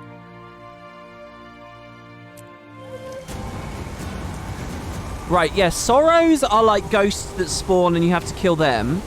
I can't remember what the doubts... Not bank. I wanted to repair. Thank you.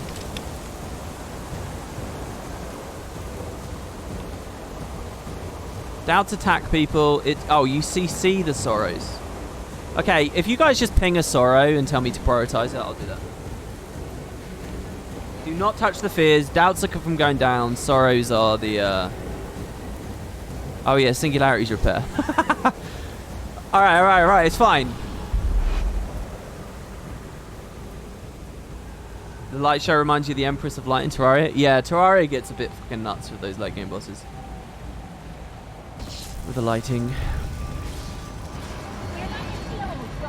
I wish I could remember when to bother following her to the edge and when not to worry about it. Generally, you're going to notice I'm a bit more defensive with my cooldowns here. That guy want to keep pressuring? Okay, I'll stay over here. I'm fine with that. Really, it should have been a DPS that was in the middle. Oh! Was I late with my dodge? I think I was.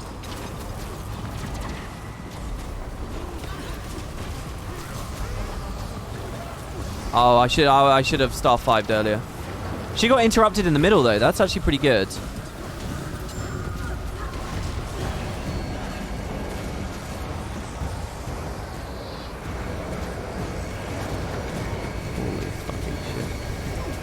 See, I don't see evade pop up. Well, there I did.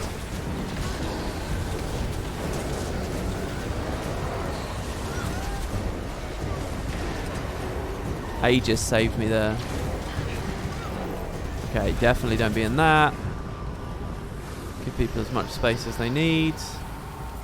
She gonna go in the middle? Let's heal this guy up.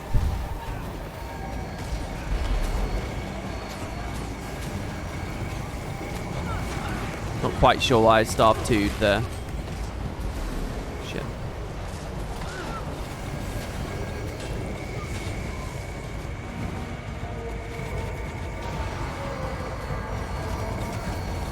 Okay, this is good. Break bar, Alacrity's in a perfect place right now. No one understands. Did I do that too fast? But I think I know how. Okay, Sorrow. Heavy. Okay.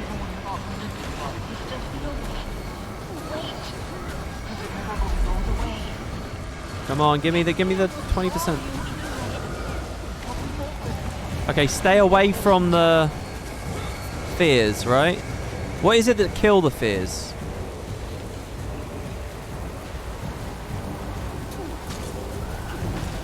Another break bar.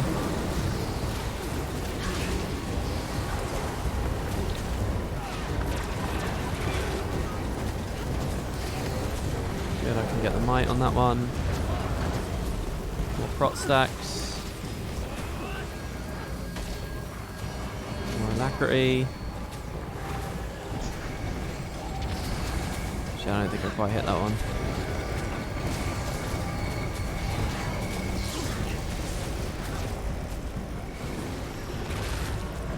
They just die after time, right? Okay.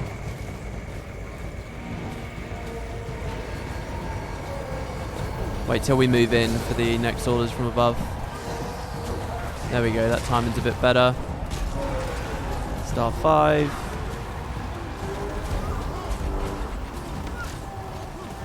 Good timing on that, I think. Everyone's in Scholar at the moment.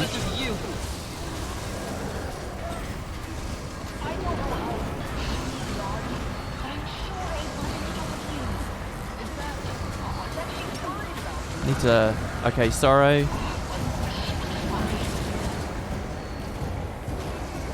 Alright, there's Guilt there as well. Okay, there's 2 Sorrows. Someone else got that other CC. Okay, good. What did the Guilt... What? Oh my god, there's too much. Stay away from the fears. I see, one of them's fixated on me. Were we trying to break that? Yeah, that pretty up. Oh, that Death Strike was beautiful. That was right on the edge of its range.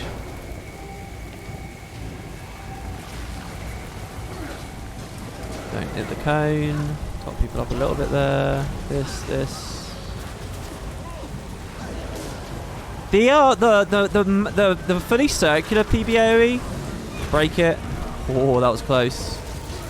The fully circular PBAOE doesn't really seem to do very much. Like, I'm noticing everyone's kiting out of it.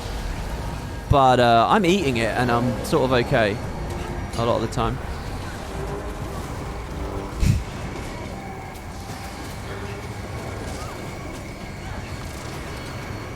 Alright, there you go. Do this for so long. Get out of here. Thanks for playing, guys. Thanks for all the advice. That was cool. You heard To the me. person who says they gotta go. That was lots of fun.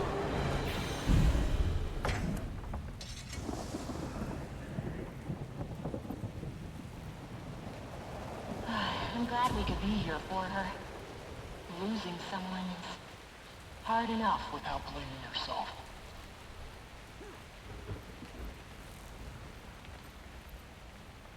The real loot, the male non-hollow dancer. Yeah, I don't know, man.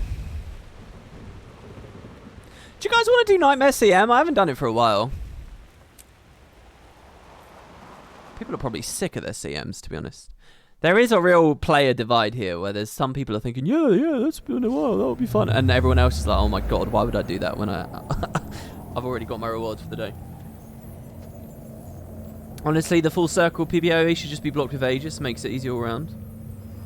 Then CC the red circle. Big fan of the winterberry seaweed salad. Well, it's only because Bitterfrost. I did the Bitterfrost. If it is in there, where is it? Up here, yeah. I think it's because the Bitterfrost Frontier release is new. If anyone wants to join the group, one more, and we can do Nightmare CM if you guys want. The OG CM. Speaking of Bitterfrost Frontier, I put it as... Was it on... It was on my best patch... My list of best patches of all time. I don't know how high I ended up putting it in the end. I know that stuff like mounts had to beat it. But really, the Living World patch that I remember having more fun on than any other ever was Bitterfrost Frontier, and it was because they did Nightmare CM at the same time. And I felt so spoiled for choice and all these fun different things to go for and play. It was just brilliant. You know, this area of Fractals is probably pretty good as well for green screen. Pretty decent lighting. If you can go anywhere where you're like over a cliff edge or you're just up, you know, if there's a look like this here, if you could get on top of that, probably when you toggle on low gravity, you climb on that. That's probably the ultimate green spot there. Well, yeah, it definitely would be. For the Return to Living World, Bitterfrost was the only episode you had all the achievement stuff for. For the Return to Living World, I've done sweet FA, to be honest. I've really done very little of it. Do you guys want to see how little progress I've made? Nothing on one path ends yet. That was today. So you might forgive that. But, general... Where is it? Side stories?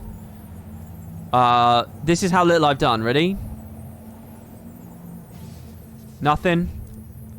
A little bit. A good amount. A little bit. A tiny bit. A tiny bit. A tiny bit. Nothing. Nothing. A good amount. But yeah, I didn't even finish these. It's an amazing initiative. You know, I'm not sitting here criticizing. I'm not saying it's bad or anything. I just haven't been playing it that much. Yeah, come on, guys. One more. If you want to play, all you got to do is come in game and type /join list. That's it. We'll take anyone, as long as you got the AR. /join list. You do need the AR. Oh, yeah, that reminds me. Rocker's in chat. There was a whole thing going on with Rocker and Jebro on Twitter, as far as I can see. I'll give you guys my 2 cents on this. And that's that it doesn't really matter that much. Basically, as far as I can tell, Jebro had a tweet in which he played raids or something, and anyone was welcome to come, and it was very inclusive, and it was like, yeah, just come along, have fun. And I guess he had like someone who came in like really bad gear or something. So then the conversation kind of came up, like a conversation which I don't know how the internet isn't bored of yet. But it's that age-old conversation of, oh, like, do I need to conform for the group's pleasure or whatever? And the answer, generally speaking,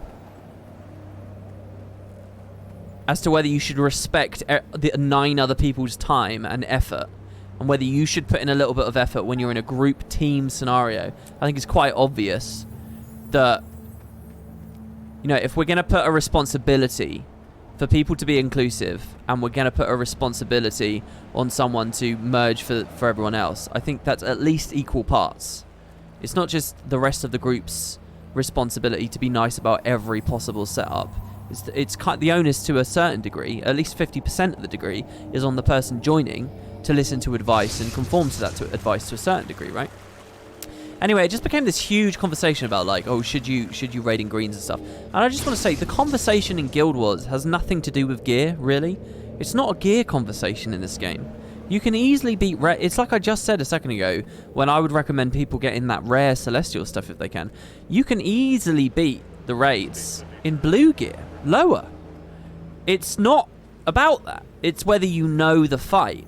And it's whether you have an adequate build. If we're actually having a real story about conformity for a group, gear is like so boring. It's like such an irrelevant thing to like frame the whole conversation around. I'd much rather people talk about like the culture around build conformity. I think that's much more important.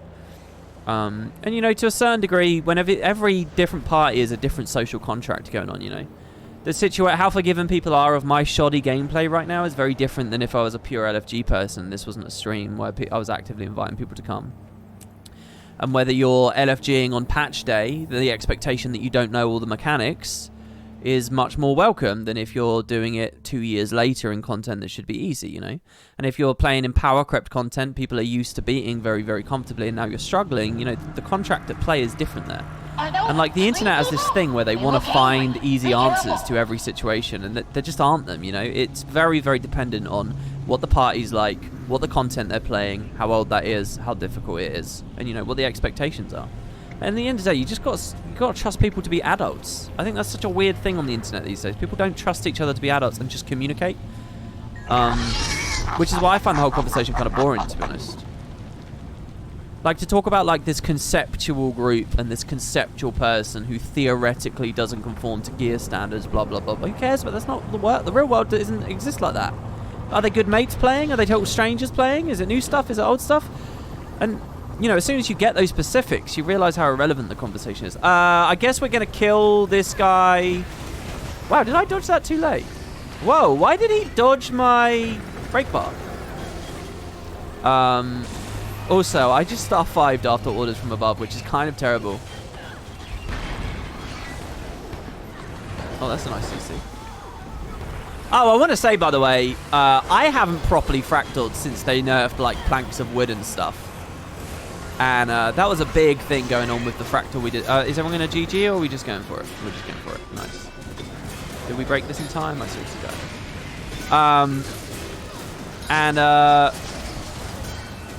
I really liked what I experienced there because it wasn't fucking about in inventories and stuff. I think that was a really, really good move. The mic tops up.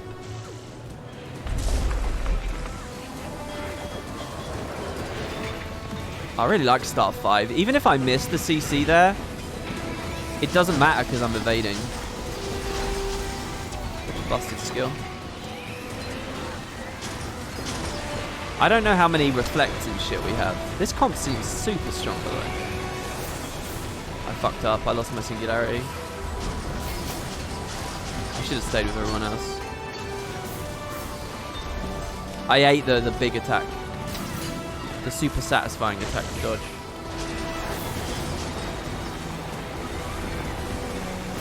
This. Man, I'm out of energy constantly. Broke it. Res. It's probably my duty to res in these situations.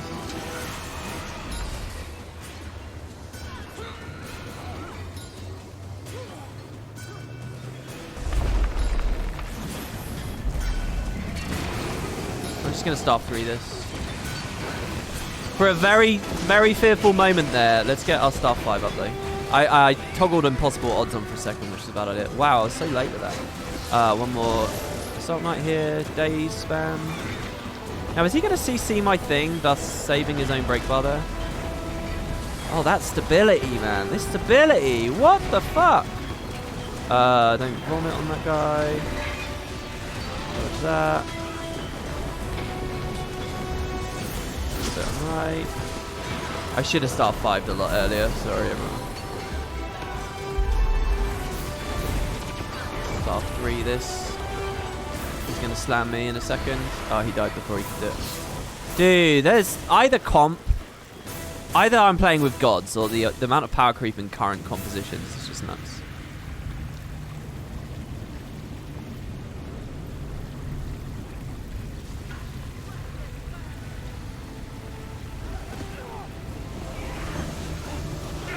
Another kind of interesting thing happened to me today. I was very close to making a video for Wooden Potatoes 2, which was going to be such a weird... Yeah, we're not really LOSing really here, are we?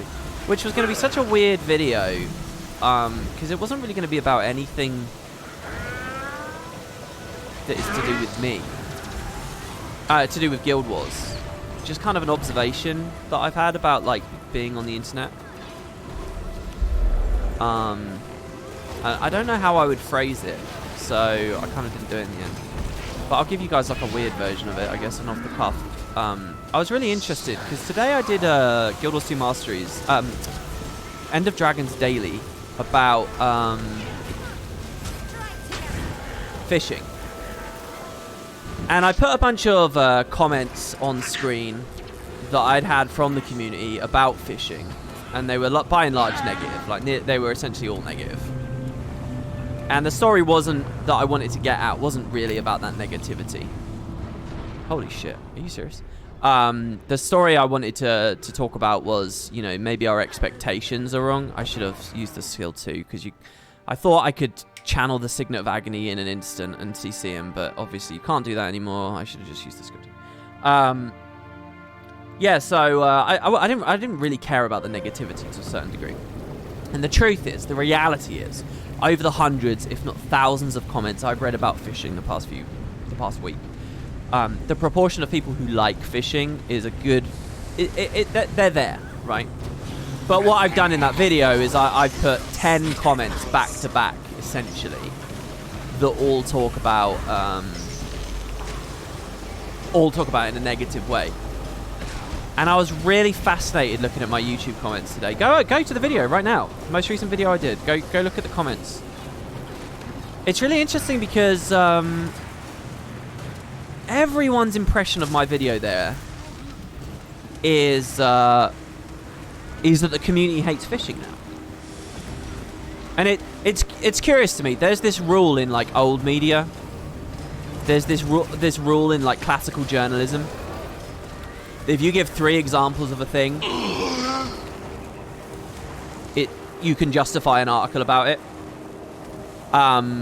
You know, you just need 3 sources, 3 examples, 3 different places. 3 is the golden number. You get 3. Reality doesn't matter. You can pitch, you can sell any story you like to your newspaper, to your magazine. You can sell a concept. You just need those three things, and that's sort of a well-known thing. And to me, I sort of looked at that and I thought, well, same thing for me. It looks like about 10 YouTube comments is the comment. It is the bar. Reality didn't matter for any of those people. I'd kind of because there was no serious criticism into it, and because it seemed viable, realistic. Hold on, let me... Jesus Christ, he rifled 4 meters off. Hold on, did we get the central one before the side ones? That's unbelievable. Because there wasn't going to be too much scrutiny into that montage of comments that I put up, people will buy it, that everyone hates fishing.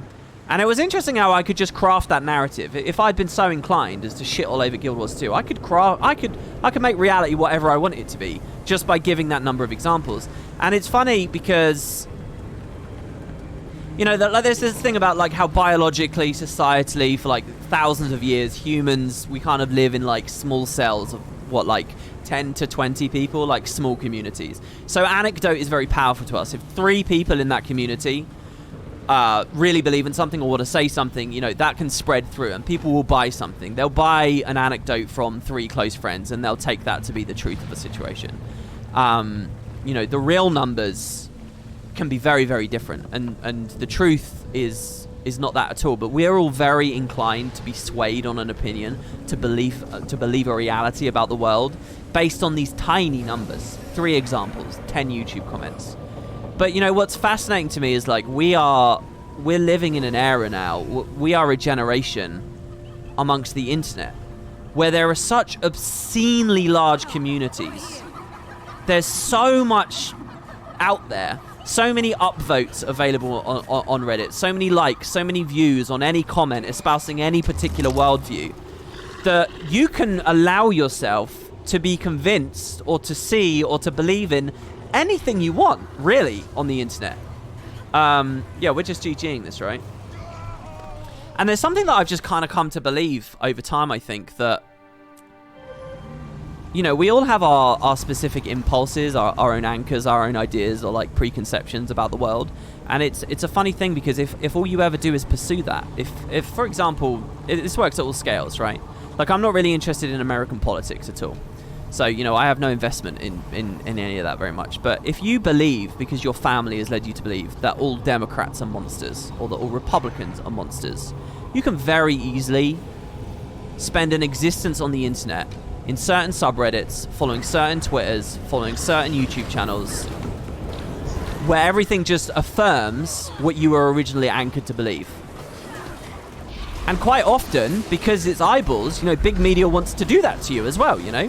Like when there's an American election going on, you know, people believe it's like the end of the world if the wrong candidate gets in. You know, it's the end of society. Like, it's so easy to become hysterical and believe that the whole world revolves around this one hot button issue. You know, if you've suffered at the hands of like misogyny, And now all you do is spend all your time on the internet in discussions around that. You know, you can very easily come to believe that is the ultimate issue with the world. I haven't been assigned to the correct place or anything. You can kind of have whatever you want, and it works at all scales. Like I say, with Guild Wars, if you're a raider and you surround yourself with Guild Wars 2 raiding communities that all, you know, hate the game's implementation of raids and so on at the moment, then that to you will become the ultimate issue for the game. Nothing else will matter, you know? If all the Guild Wars 2 podcasts you listen to are all about world versus world discussion, and all the Discords that you hang out in, they're all world versus world enthusiasts that are disgruntled with this, that, or the other thing. And what I guess I'm trying to say is, like, reality kind of just becomes what you want it to be on the internet. I'm being useful. I'm doing flack, guys. I'm being useful. Like, it will just echo back whatever the hell you want it to echo back, just based on what you're consuming, because we're so easily convinced by like such ticky-tacky small numbers, and there are so many people with so many worldviews and so many communities that are big enough to get past the threshold that anything can look serious, anything can look believable, anything, and it's just a weird thing where it's like, I don't know what constructive there is to say out of that, except for like, I wish, like, I was raised very much, I was educated very much. I don't know whether this is true in other countries. I don't know whether it's true even in other areas of this country. But I was taught to be very distrustful of anecdote, to only really believe in numbers and stats and proportions. And the more numbers that you have, the better. But even then, it's like, it's hard to buy. And it's hard to, like, really get a grasp on what the truth is, if you will, when it comes to the internet, where it's so easy to get swept up and think, oh, well, WP doesn't like the way that the Icebrood saga ended, and Wood and Potatoes has got a huge following on YouTube. Like, tens of thousands of people listen to what that guy says. He doesn't like it. That must be the reality now. You know, it's so easy to, like, not actively consider things that way, but to implicitly feel that that's now valid. And, like, when I was looking at that fishing video today, I was thinking, fucking hell, man, like, all these people think that everyone hates fishing now, because I put 10 measly comments after reading thousands. And it's a very, very, very weird thing. I really want people to kind of understand that about the internet, that it is just echoing back at you.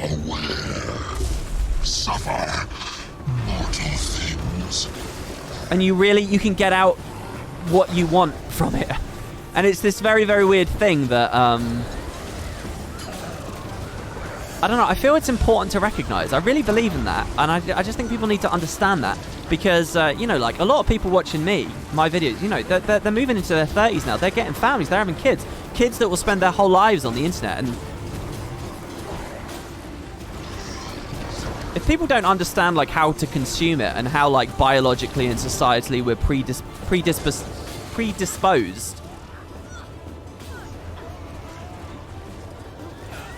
to trust in argumentum ad populum, it's true because enough people think it. If they don't kind of understand that and have that framework, like, the internet will make you hysterical, and it will make you insane about stuff that doesn't even matter, but it's just the stuff that you ended up engaging with a lot. All your fears, So I don't know. all your delirium, feeding me. I've rambled through And die in terror. and played terribly. Thank you, Mr. Firebrand, for helping me. I always take so much pressure on this phase, and I never really get why. I feel like I'm not eating that many orbs. It's probably because I'm on NA at the moment. Let's just say it's that. My awareness grows by the moment. I am hatred and horror made manifest. God, I love this guy's dialogue. Yeah, I had another point to make, but I think I've lost it. Yeah. I'd rather staff 3 there. If we don't have good vigor uptime, yeah. Actually, I had plenty of vigor there. Let's CC that for this guy. Did he get defeated by the cone? No, he's up.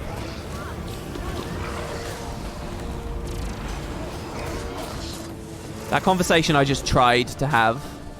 Oh shit, he's out on the edge. Probably more appropriate for AFKing in Lion's Arch. Alright, we GGing? Alright, we GG'd. I can play that better, like a lot better. What draws me to Rev at the moment? You see a lot on it these days. Well, in open world, I like Power Mace. I love Power Mace. I love the feel of it. It's not even that good, but I just love it. And here, I don't know. I'm trying to find like a kind of a build that I'd be happy to raid on regularly. And I don't know. I haven't played Fractals for a while, so I'm going with this one. I think you'd be interested in a book called Manufactured Consent by Noam Chomsky. What was I watching? I watched an interview with him. I studied him a bit at 6th form. I think he came up in both my psychology class and my linguistics class. What did I watch him on? He was giving an interview. Oh! Dude, who is that guy? Who's, oh, why have I forgotten his name? Prolific interviewer. Often did, like, popular culture, movies. For a long time. Never changed his set. Always had big black backgrounds in the sets. And then in like 2015 or something, it turned out you know the whole Me Too movement? It turned out he was a dickhead, basically, and he lost his job. But he had like 2 decades of like really prolific interviews. Charlie Rose, thank you, that's it, Charlie Rose. I was watching a lot of Charlie Rose like 3 months ago. Noam Chomsky was on that. That was the worst unrelenting assault I've ever seen. Did you guys see that shit? Did you guys see that? I can't believe that. That wasn't unrelenting assault. That was Shiroport. Yeah, Charlie Rose. I saw Noam Chomsky on, and it was weird because I was like, I studied some of this guy's work, but I've never heard him speak. I can't remember what he was discussing at the time. I think it was actually quite a boring interview, that one.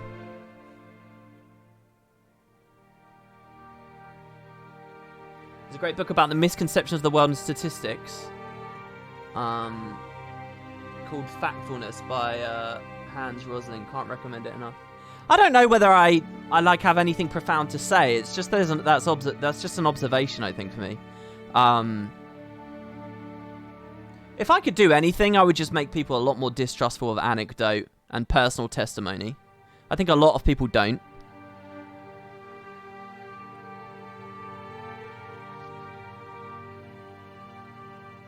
Like, and you see it in argument a lot as well. You see it in debate. Like, someone will come up with a good, like, fact-based point, and they'll say, well, I had this experience once. And it's like, it doesn't matter what your experience was. Like, I'm really sorry to have to tell you this, but you're small. Like, that's what I think's really hard about it.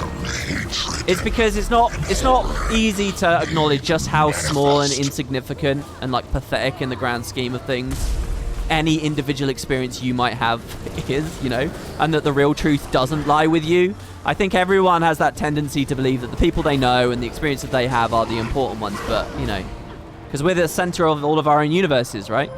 I fucking tanked that there.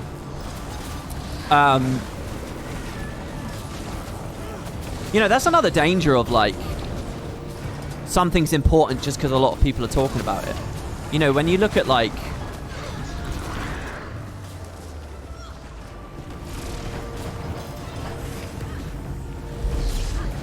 like some of the big things that flare up on the internet, like our Jessica Price thing, like what happened with like Gamergate, where it starts off as like an ethics and game journalism thing, but as soon as it becomes about sexism, everyone can have an opinion about that, and it's easy and it's popular, it's fun to talk about sexism, shit, and we all feel qualified to talk about it. So it becomes this big story when the reality is that, you know, is it really worth the signal that it gets boosted to eventually? It's like, you know, when you look at medical science, what's that thing? There's an incredible infographic about it. It's like stuff that kills people. And it's like, versus what people talk about and what gets funded, what charities get funded. And it's like, people talk about cancer. And they fund cancer research. Cancer. But like heart disease and obesity related issues are bigger killers. They are more significant influences on mortality than cancer is. And yet they get like almost no conversation whatsoever. And it's like, it's because it's not fun to talk about obesity and heart disease. That's people's fault. Cancer is like a tragedy. Cancer is something that comes and ruins your life and it was no fault of your own. So it's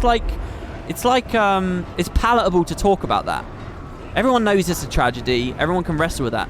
When you're, you know, getting done in by heart disease because you pumped your body full of sugar and fat for the past 40 years, that's not as marketable. So the conversation isn't on that, even though if we're really wanting to solve as many health issues as possible, the real conversation isn't the one that gets spoken about most. And I think that happens at every scale as well, you know? What are the popular issues to talk about in Guild Wars 2 versus the real issues to talk about in Guild Wars 2? You know, when I was whining about these vendors here and like, oh, I want new players to be able to get a set of rare celestial gear when they start out. Like, that's not a popular issue to talk about, but it's probably one of the real issues to talk about, you know?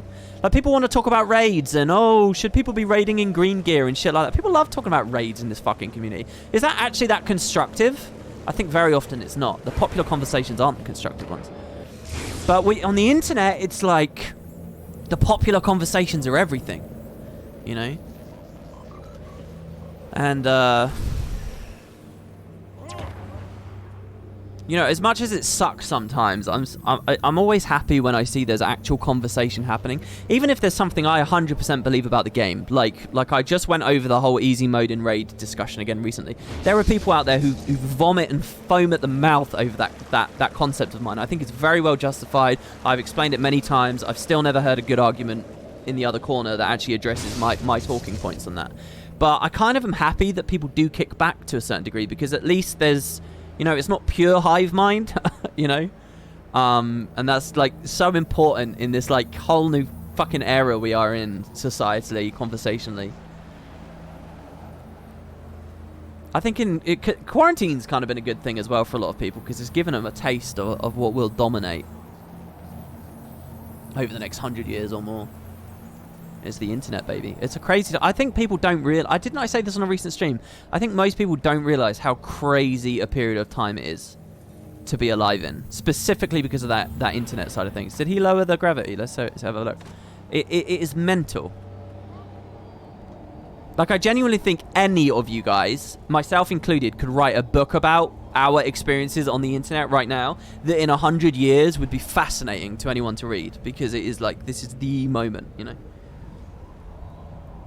Is WP trying to move the End of Dragons logo to the other side of the screen? What do you mean? The reason it's not talked about heart disease and diabetes is due to conflict of interest by media outlets. Imagine if news would discuss other products you're consuming and killing you. The companies are selling, producing those products are keeping the lights on at the network. Yeah, I don't doubt that there is a little bit of that as well. You know, money does obviously influence conversation in a big way. But I also think, you know, to a certain degree, people want to have conversations that are fun or evocative in some way that is pleasant. You know, there's a difference between something that's genuinely ugly to talk about and something that's fun ugly to talk about. It's a weird way of phrasing it, but tragedy is fun to talk about. People who are suddenly afflicted with these terrible things out of nowhere, like, that's a palatable kind of bad thing to talk about. But, you know, the guy that's on the cusp of drinking himself to death, who also happens to be a complete arsehole, it's very hard to drum up sympathy and real conversation about stuff like that, because it just gets people twisted up. It just feels not nice. I think that there's not enough discussion about Alzheimer's and dementia and stuff like that at the same time too. I mean, to a certain degree, that's got the tragedy side of it, but you see how nasty people can get, and it's tough. Ugly sells, but only the right kind of ugly. That's what I'm trying to say.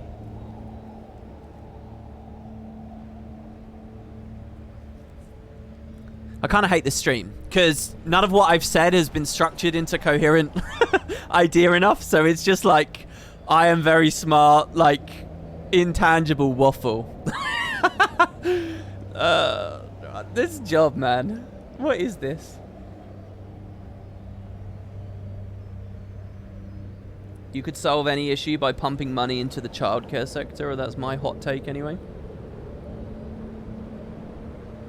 Well, the thing about, I think any weird or profound, if you guys think you've got any profound observations about the internet, and I think I do, I just don't know how to unpack it, it's that I don't trust. Like, think of systems of education, right? Like, there's not going to be real classes on how to consume or interact with that stuff. Even in my lifetime, I remember being, like, there's a reason I don't have a face cam. and I do things largely anonymously. It's a hangover from a very different form of internet that people don't even recognize anymore. You know, there's people doing the job I do right now, and it's just, you know, their name is their brand, their face is their brand, and it's like, not very long ago, that was insane. You know, it was truly insane to do stuff like that on the internet. It was vacillating and swinging left and right on even how we just treat identity here. Let alone how it can affect our thoughts and feelings about the world. But just that idea that, like, I really think the internet can make you believe anything you want to believe, or that you might be predisposed to believe. Like, it will reflect in a convincing way anything you want it to. Anything. Because there are so many people there. There are so many communities that will validate whatever experience you want to have. And that's like, people need to understand that, and they need to, like, be able to recognize when it might be happening to them. Otherwise, I think you just end up in this fucked up, crazy place, and you think it's everyone else that's crazy. I don't know. The real issue is non-repeatable masteries. Well, I don't know. Maybe. Rocker says, in my defense, I didn't want to have that debate. I thought it was stupid. Oh, the Greens debate? No, I think it's not a stupid debate. Thank you, everyone who did fractals with me. I'm not going to do any more. It's not a stupid debate. It's just an unnecessary debate. That's all, I think. Or the specific framing of your debate is just not that important. And it was boring to me, really. I mean, it's interesting to see, like, two really nice people somehow come into conflict and be on the sidelines and sit there with some popcorn. I mean, that's fun. I liked that.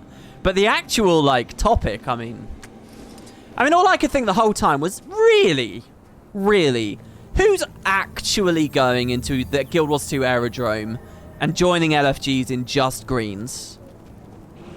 And does it matter if that person gets kicked? Am I just unempathetic here? Does it matter? Really? I mean, there is a bit, that's a thing as well that I feel continually estranged from the Guild Wars 2 community on. I don't think getting kicked is that big of a deal. But some people hold it like a talisman that burns in their chest for years to come. Or, like, what was it? I saw someone was talking about, on my new player guide video, I said, hey guys, you can do, it was about the races that you can pick. And I said, look, the devs never want you to feel punished for a choice you made at character creator. So racial skills don't matter. That was one of the comments. And someone said, well, actually, I was playing a core ranger in World vs. World and I got kicked from the group.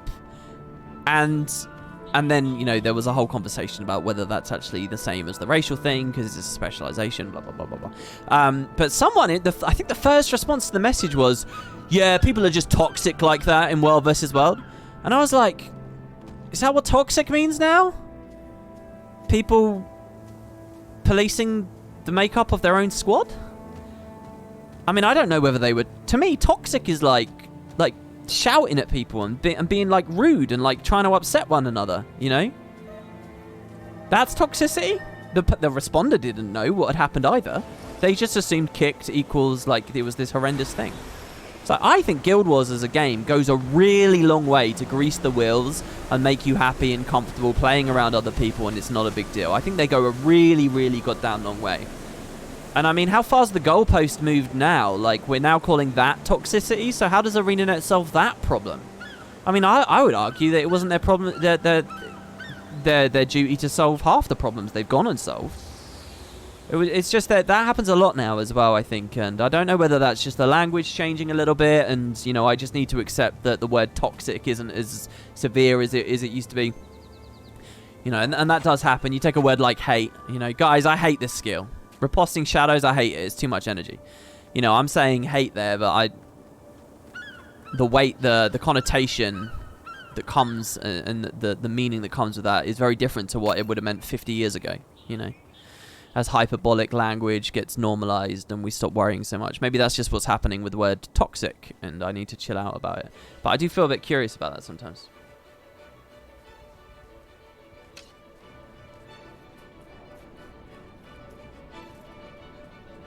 People need to change their view about the internet. It's less a vast forum of information, more a giant endless gossip rag. Well, I think it might be both, you could say.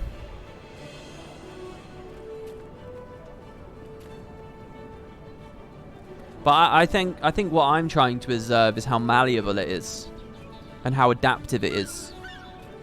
If you're the kind of person that can be convinced by anecdote and limited testimony and individual sentiment, and most of us can, right? Like, I'm not above this. Can I just be clear? Why do I do YouTube, really? I think a lot of people do YouTube and a lot of people do Twitch. Why am I talking to you at all at the moment? They do it because they think, oh, that's a cushy job. And I can sit around at home playing games all day or something. But to be honest, the real satisfaction I get out of this is the response. It's the comments. I'm always refreshing the goddamn YouTube comments, and I'm always looking at the Twitch chat. I'll watch this VOD later and see the messages that I miss. And you know, that's me probably caring too much about individual testimony and conversation. I like to think that if I get enough of them, I will start to see the truth. But I don't know whether I like to think that because I've covered this game on such a broad platform with so many people throwing their ideas at me for 10 years straight, I probably have a pretty accurate idea of what Guild Wars is and what Guild Wars needs. I like to think that. I like to sell that perception to you so that you'll listen to what I say. But do I really? Do I? Or is this just my little echo chamber, you know, that's happy to... Cool, we talk about this way too much. Why does this come up every stream? Guild Wars needs more content, so that I'm thinking about that instead of this. See, that's the thing. Guild Wars doesn't do enough, so everyone sits there twiddling their thumbs and becomes an armchair philosopher, you know. In games with content, they're more focused on theorycraft. Well done, ArenaNet. Oh my god. There's a lot to scroll through. People are allowed to have anyone they want in their own groups, their own life, their own time. Policing that is not toxicity.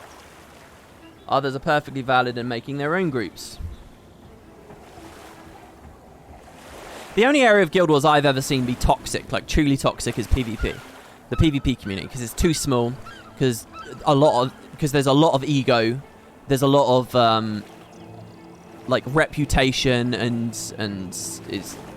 the community is just way too small. So it's just like this fucking high school clique filled with losers that just talk in circles around people all the time. And that's the only place that I've ever seen PvP be like that. Guild Wars 2 be like that. I think everywhere else has a good enough population that it's not a cesspit. But PvP is a cesspit. And that's obviously a generalization, but it's the closest place I could ever generalize and say it's toxic. This is why we need fishing. Well, you get more philosophers with fishing, surely. If you check the gold saucer, I actually haven't been to the gold saucer yet. I've not been there. How long have I been live? 2 hours.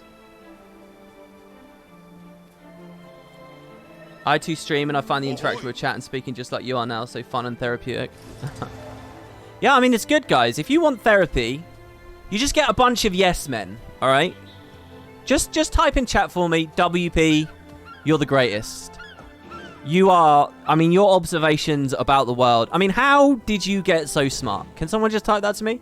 Oh, the ego boosting. Do you know what I mean? I mean, you don't need to type that. We all know. We all know it's true anyway. No smiley face.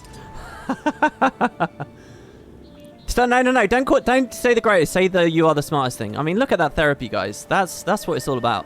That's the true power of the internet. Validate any opinion, any viewpoint. Meh, smiley face. WP, you're losing touch. I have lost faith.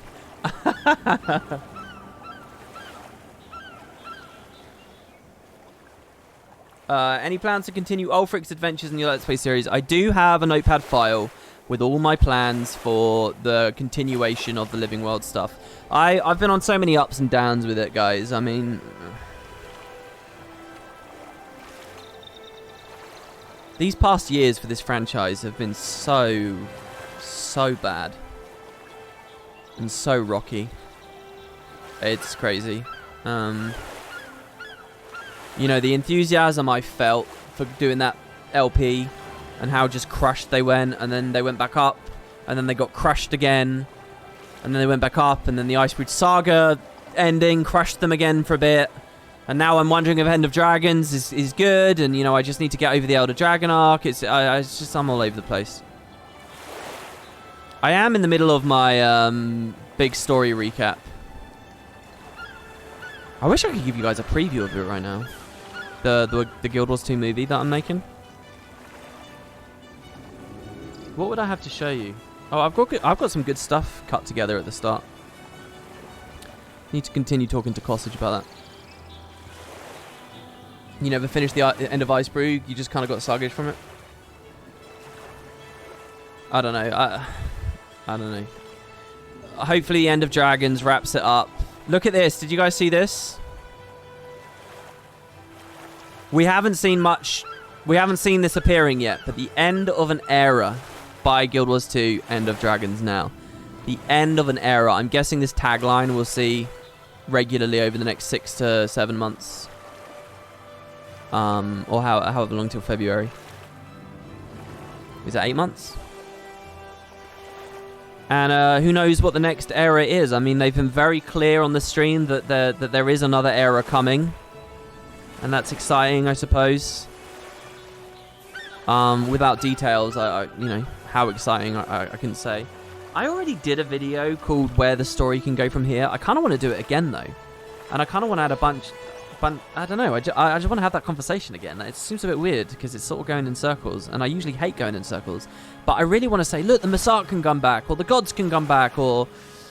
By the way, little preview for my trailer analysis tomorrow. I think the Asura in the trailer is Tridger from the Great Gate Glitch, which I was going to do a Guild Wars 2 mini-mysteries on.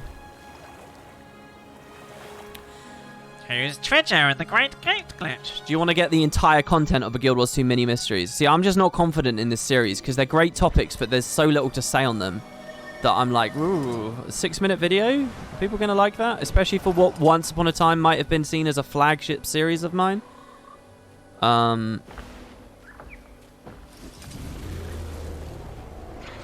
You're in denial. The Tengu era is coming. Guys, I mean, I'm thinking there might need to be an End of Dragons daily on that. I gotta do this. Guys, there's a poll. Look at chat. Look for the poll in chat.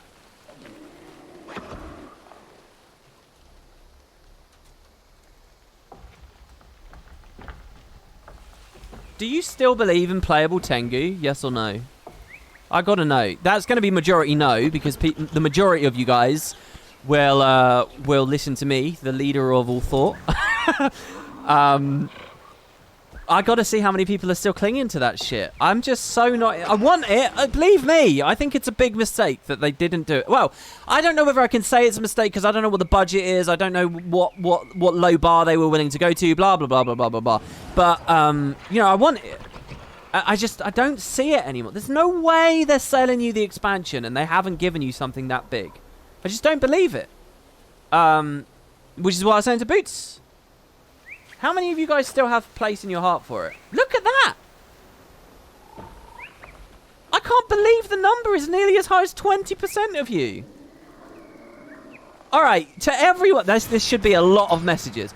To the people who just voted that you still believe in playable Tengu coming with End of Dragons.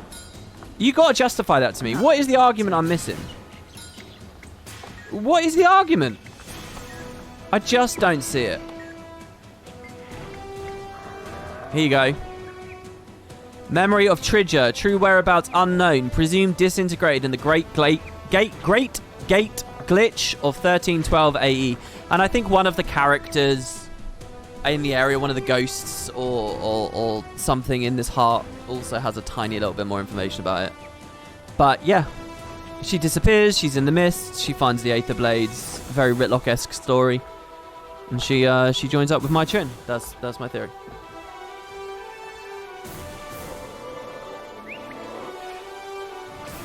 It's not whether you want it, it's whether you think they'll do it. The stream had a vibe they were holding back some big reveal. Did it? I'm sure they were clearly holding back a lot of details because so many details are missing.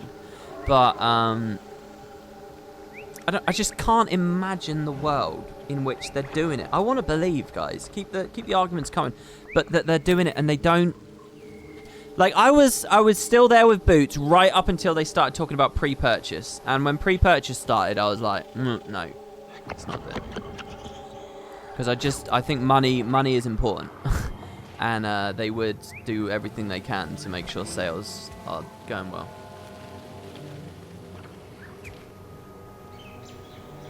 I think they will do it. The game needs it, but make it a free-to-play thing. I mean, doing it in tandem with the Steam release would be fucking bonkers too. Can you imagine that? But if they can't commit to it in a goddamn expansion, you know... It was really antagonistically written and disrespectfully written, but a guy saying, if this fucking studio doesn't have the balls to do it in an expansion, I quit. Do you guys see that in my End of Dragons Daily today? If they don't have the balls to do it in an expansion. I kind of sort of think, you know, he sort that it is kind of the death knell for it, isn't it? If they're not doing for any concept of it whatsoever. I mean, why not now? Why not this expansion? It's like I said, you have to go back a bit on my channel for this, but, you know, to have the real conversation about how viable it is, there are many different things that new playable race means. It can mean shit tons of new armors and that are molded to a new model, blah, blah, blah. It can mean full backwards compatibility with the story. It can mean, you know, with voice acting for all of that. It can mean a whole host of new skills, and it can mean blah blah blah. There's lots of different thresholds that they can strike, and they're all thresholds that they can potentially not strike too. And it's just how low is the bar? Can you set that bar, and it's still a fun thing to add to the game, and it's still a worthwhile thing. And my argument, and this is why I'm inclined to say it's a mistake. My argument to not do it. As we see that they're not doing it in End of Dragons, in my opinion. My argument is that that bar can be really low because the value of playable Tengu is it's just like it's this superficial package on a new player entry point. That's what matters. A sense that you've got a bunch of brothers in arms who are coming up into this game with you at the same time. There is an influx point for everyone else. And while you're at it, you can do better tutorials than Corteria does. And while you're at it, you can give veterans a fresh MMO feel, which they've been increasingly losing out on. That's the game, and the fact that they deliver that through a new player, through Tengu, is that's just how you sell it. And I don't care if they don't even hit many bars as far as that's concerned. I mean, literally have it as a human with feathers in its hair, almost, you know? Human voice, human, you know, skeleton, human animations, but it's feathery looking. You know, I would almost go, and not even backwards compatible with old story. Doesn't have its own unique personal story instances. Doesn't have its own city. Doesn't have its own racial skills. I mean, Christ, that was a corner they cut when they added the Rev, right? Rev still doesn't get racial skills. Where's my racial skills arena now? It's only been half a decade. They're not giving them to me. It's a corner they cut. You know, I almost would say the bar is, it's on the, it's not on the floor. It's below ground almost. And I would still say, because new players would come in and feel confident coming in at that point, it means the world. That's how important new players are. But the vets don't want to talk about that. They don't want to acknowledge that.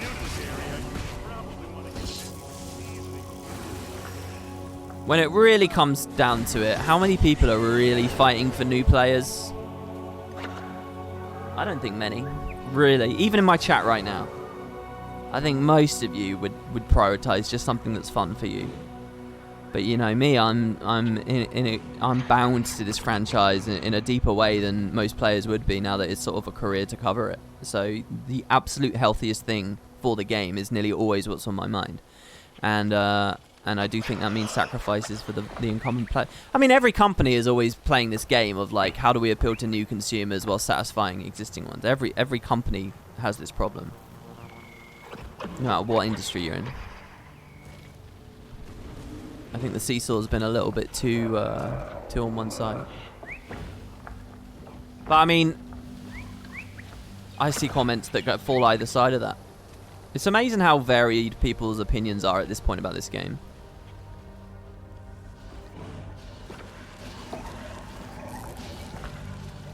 Like, I saw someone make the argument that they've been appealing only to the to the hardcore user base for the part. Basically, they said Guild Wars 2 is failing because all they do is appeal to the raiders for the past several years. I'm like, how is that true? How is that true at all? But that's their belief. That's like the fact of Guild Wars to them. And it's funny how different things stick with different people. I saw someone else say, like, it's always dogmatic. This is the true reality of Guild Wars. There's never, like, any grey to any of it. But someone was like, there's only one time they ever did difficulty in the personal story. One time, he said, that there was ever difficulty in the personal story. And his example was the Domain of the Lost instance in Path of Fire, where you had to fight, what was it? Was it a Mouth of Zaitan or something? And it was like a bit buggy or something, and they nerfed it. And to me, it's like, I know exactly what he's talking about. I remember that. I remember it getting nerfed. That would never even stick out in my mind. I would think of something like Caudicus, the Caudicus fight. That's the one that sticks out in my mind. And it's not that I know the reality. It's not that he knows the reality, but like that's the thing he remembers. And it's you can see how just like a little point like that over enough years and enough different experiences in these massive goddamn products with so many different things going on, you can have two fans of the same game that literally one person believes black is white and the other person believes white is black. And they will not see eye to eye. Because, and you know, so in a lot of ways, I kind of just think, you know, video game development in the 90s, where you could just support a game, put a game out, and then immediately move to the next one, was so much more simple.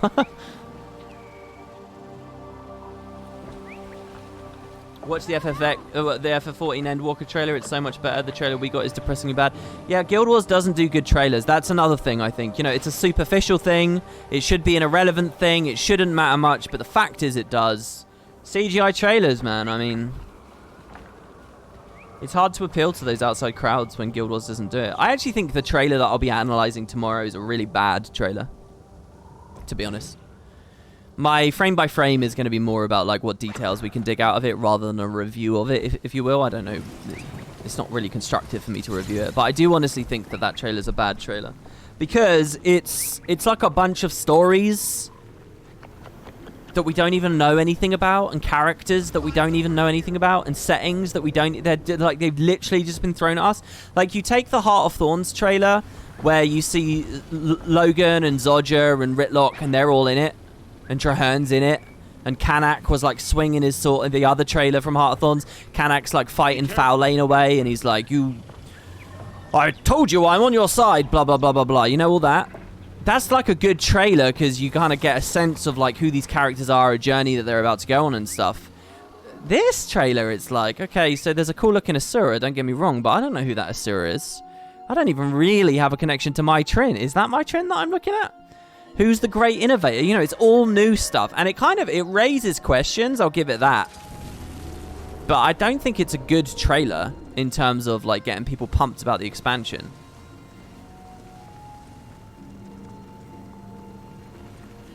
You know, and it's the same with the previous trailer as well. You know, what was the big kind of thing? Revelation that Cantha is the location. But, like, seeing Kunavang on screen, right? So, I don't know,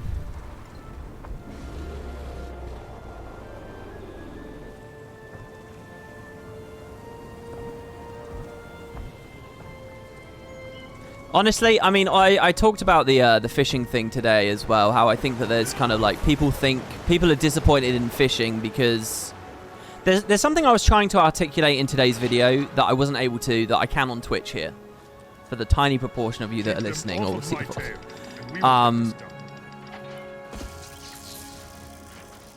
What I was trying to explain about like the fishing disappointment for people is that the stream, this is the second video now that I think the stream was inadequate, because the stream only focused on listing out features. It didn't show us in-game stuff, so we weren't allowed to just remember and relish in the fact that just high quality content is good. I gave that example of flying over to the pyramids as they were exploding in Path of Fire earlier. And I think that's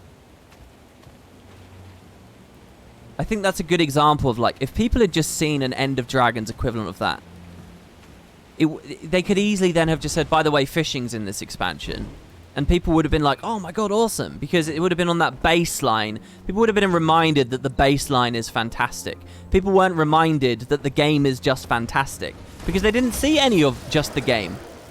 And, you know, if it's... And the style of stream they did there is really appropriate for a transformative expansion like Heart of Thorns was. It's not appropriate for a content-oriented expansion like End of Dragons presumably is. Assuming the whole thing's not just so ridiculously crunched they have nothing at all, you know. Like, I swear to God, this is no hyperbole in this. I would probably trade that entire stream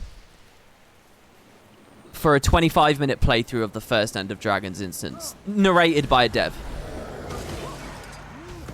I think... and then obviously confirmation that the features exist, but they can just be a bullet point. I would trade the trailer. I would trade the music. I would trade all the concept art they showed us. I would trade every little bit of it in terms of what they presented. The salient facts are still there. We still hear that skiffs are coming. We still hear that fishing is coming. We still hear about the siege turtle. But the stream itself is just a 25-minute commentated playthrough. I genuinely think that would have been a more appropriate and a more hype-infusing stream. And I say that with hindsight. I never would have guessed that that's the case prior to the stream coming out. But I genuinely feel that way. And so I'm actually really excited about hopefully getting that in the next 6 months.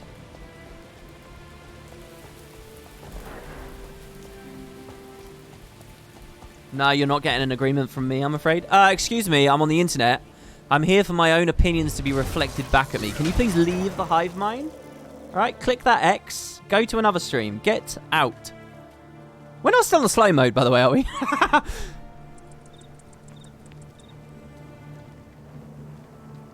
No, we're definitely not. It was moving way too fast for that earlier. I don't get the excuse. We don't want to spoil the story. Please, spoil something so maybe there's a chance people will actually play it, says Ailes. Ailes, I've been really on board with some of your takes the past few weeks, man. I agree with you. Very much I do. I think ArenaNet's a bit too cagey about that stuff. I don't know. Do you know what I want more than anything else from this new era of the story? More than anything else. It's not even like specific plot points and ideas. It's really not. It's just like a tone. And it's like a vibe from the game that I feel like they haven't done since Aurene became the focus. Not really. Actually, earlier than that, I think Season 1 was when it started. No, Guild Wars 2 is where it started.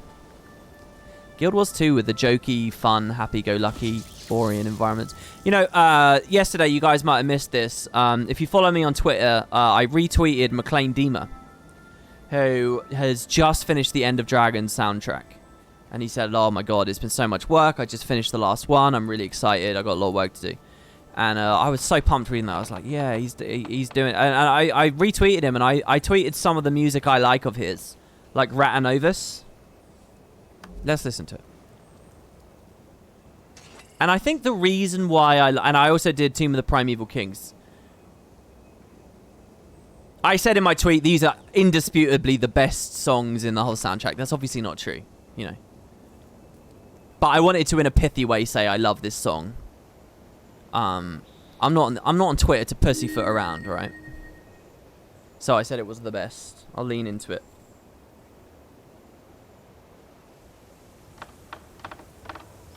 So, yeah, listen to this.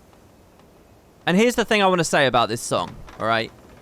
What I think McLean is really good at with some of his tracks is the vibe I get of Tyria. The epic, melancholy, poetic, vast fantasy world that is like a little bit sad and is like deeply profound. It's not Saturday morning cartoons. It's Tyria.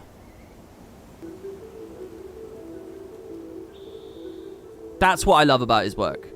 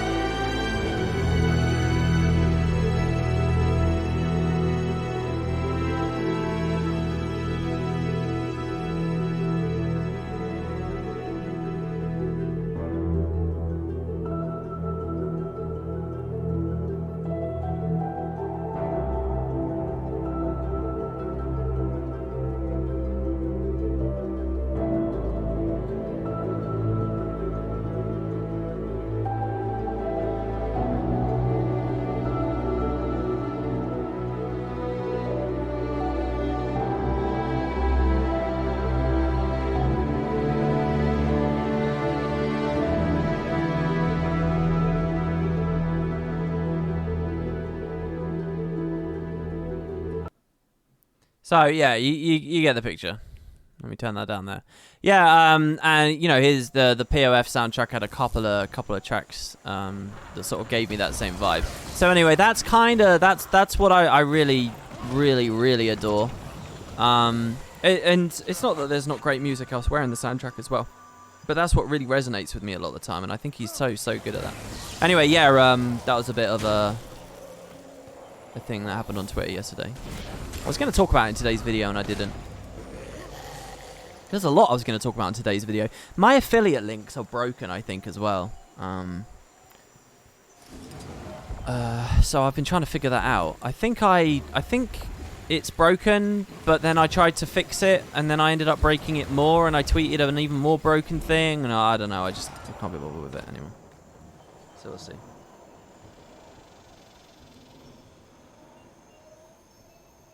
So yeah, there you go, guys. That's the stream for today. Thanks very much for watching. I hope you enjoy the new badges. Like I say, anyone subbed, you can like slowly build those potatoes up.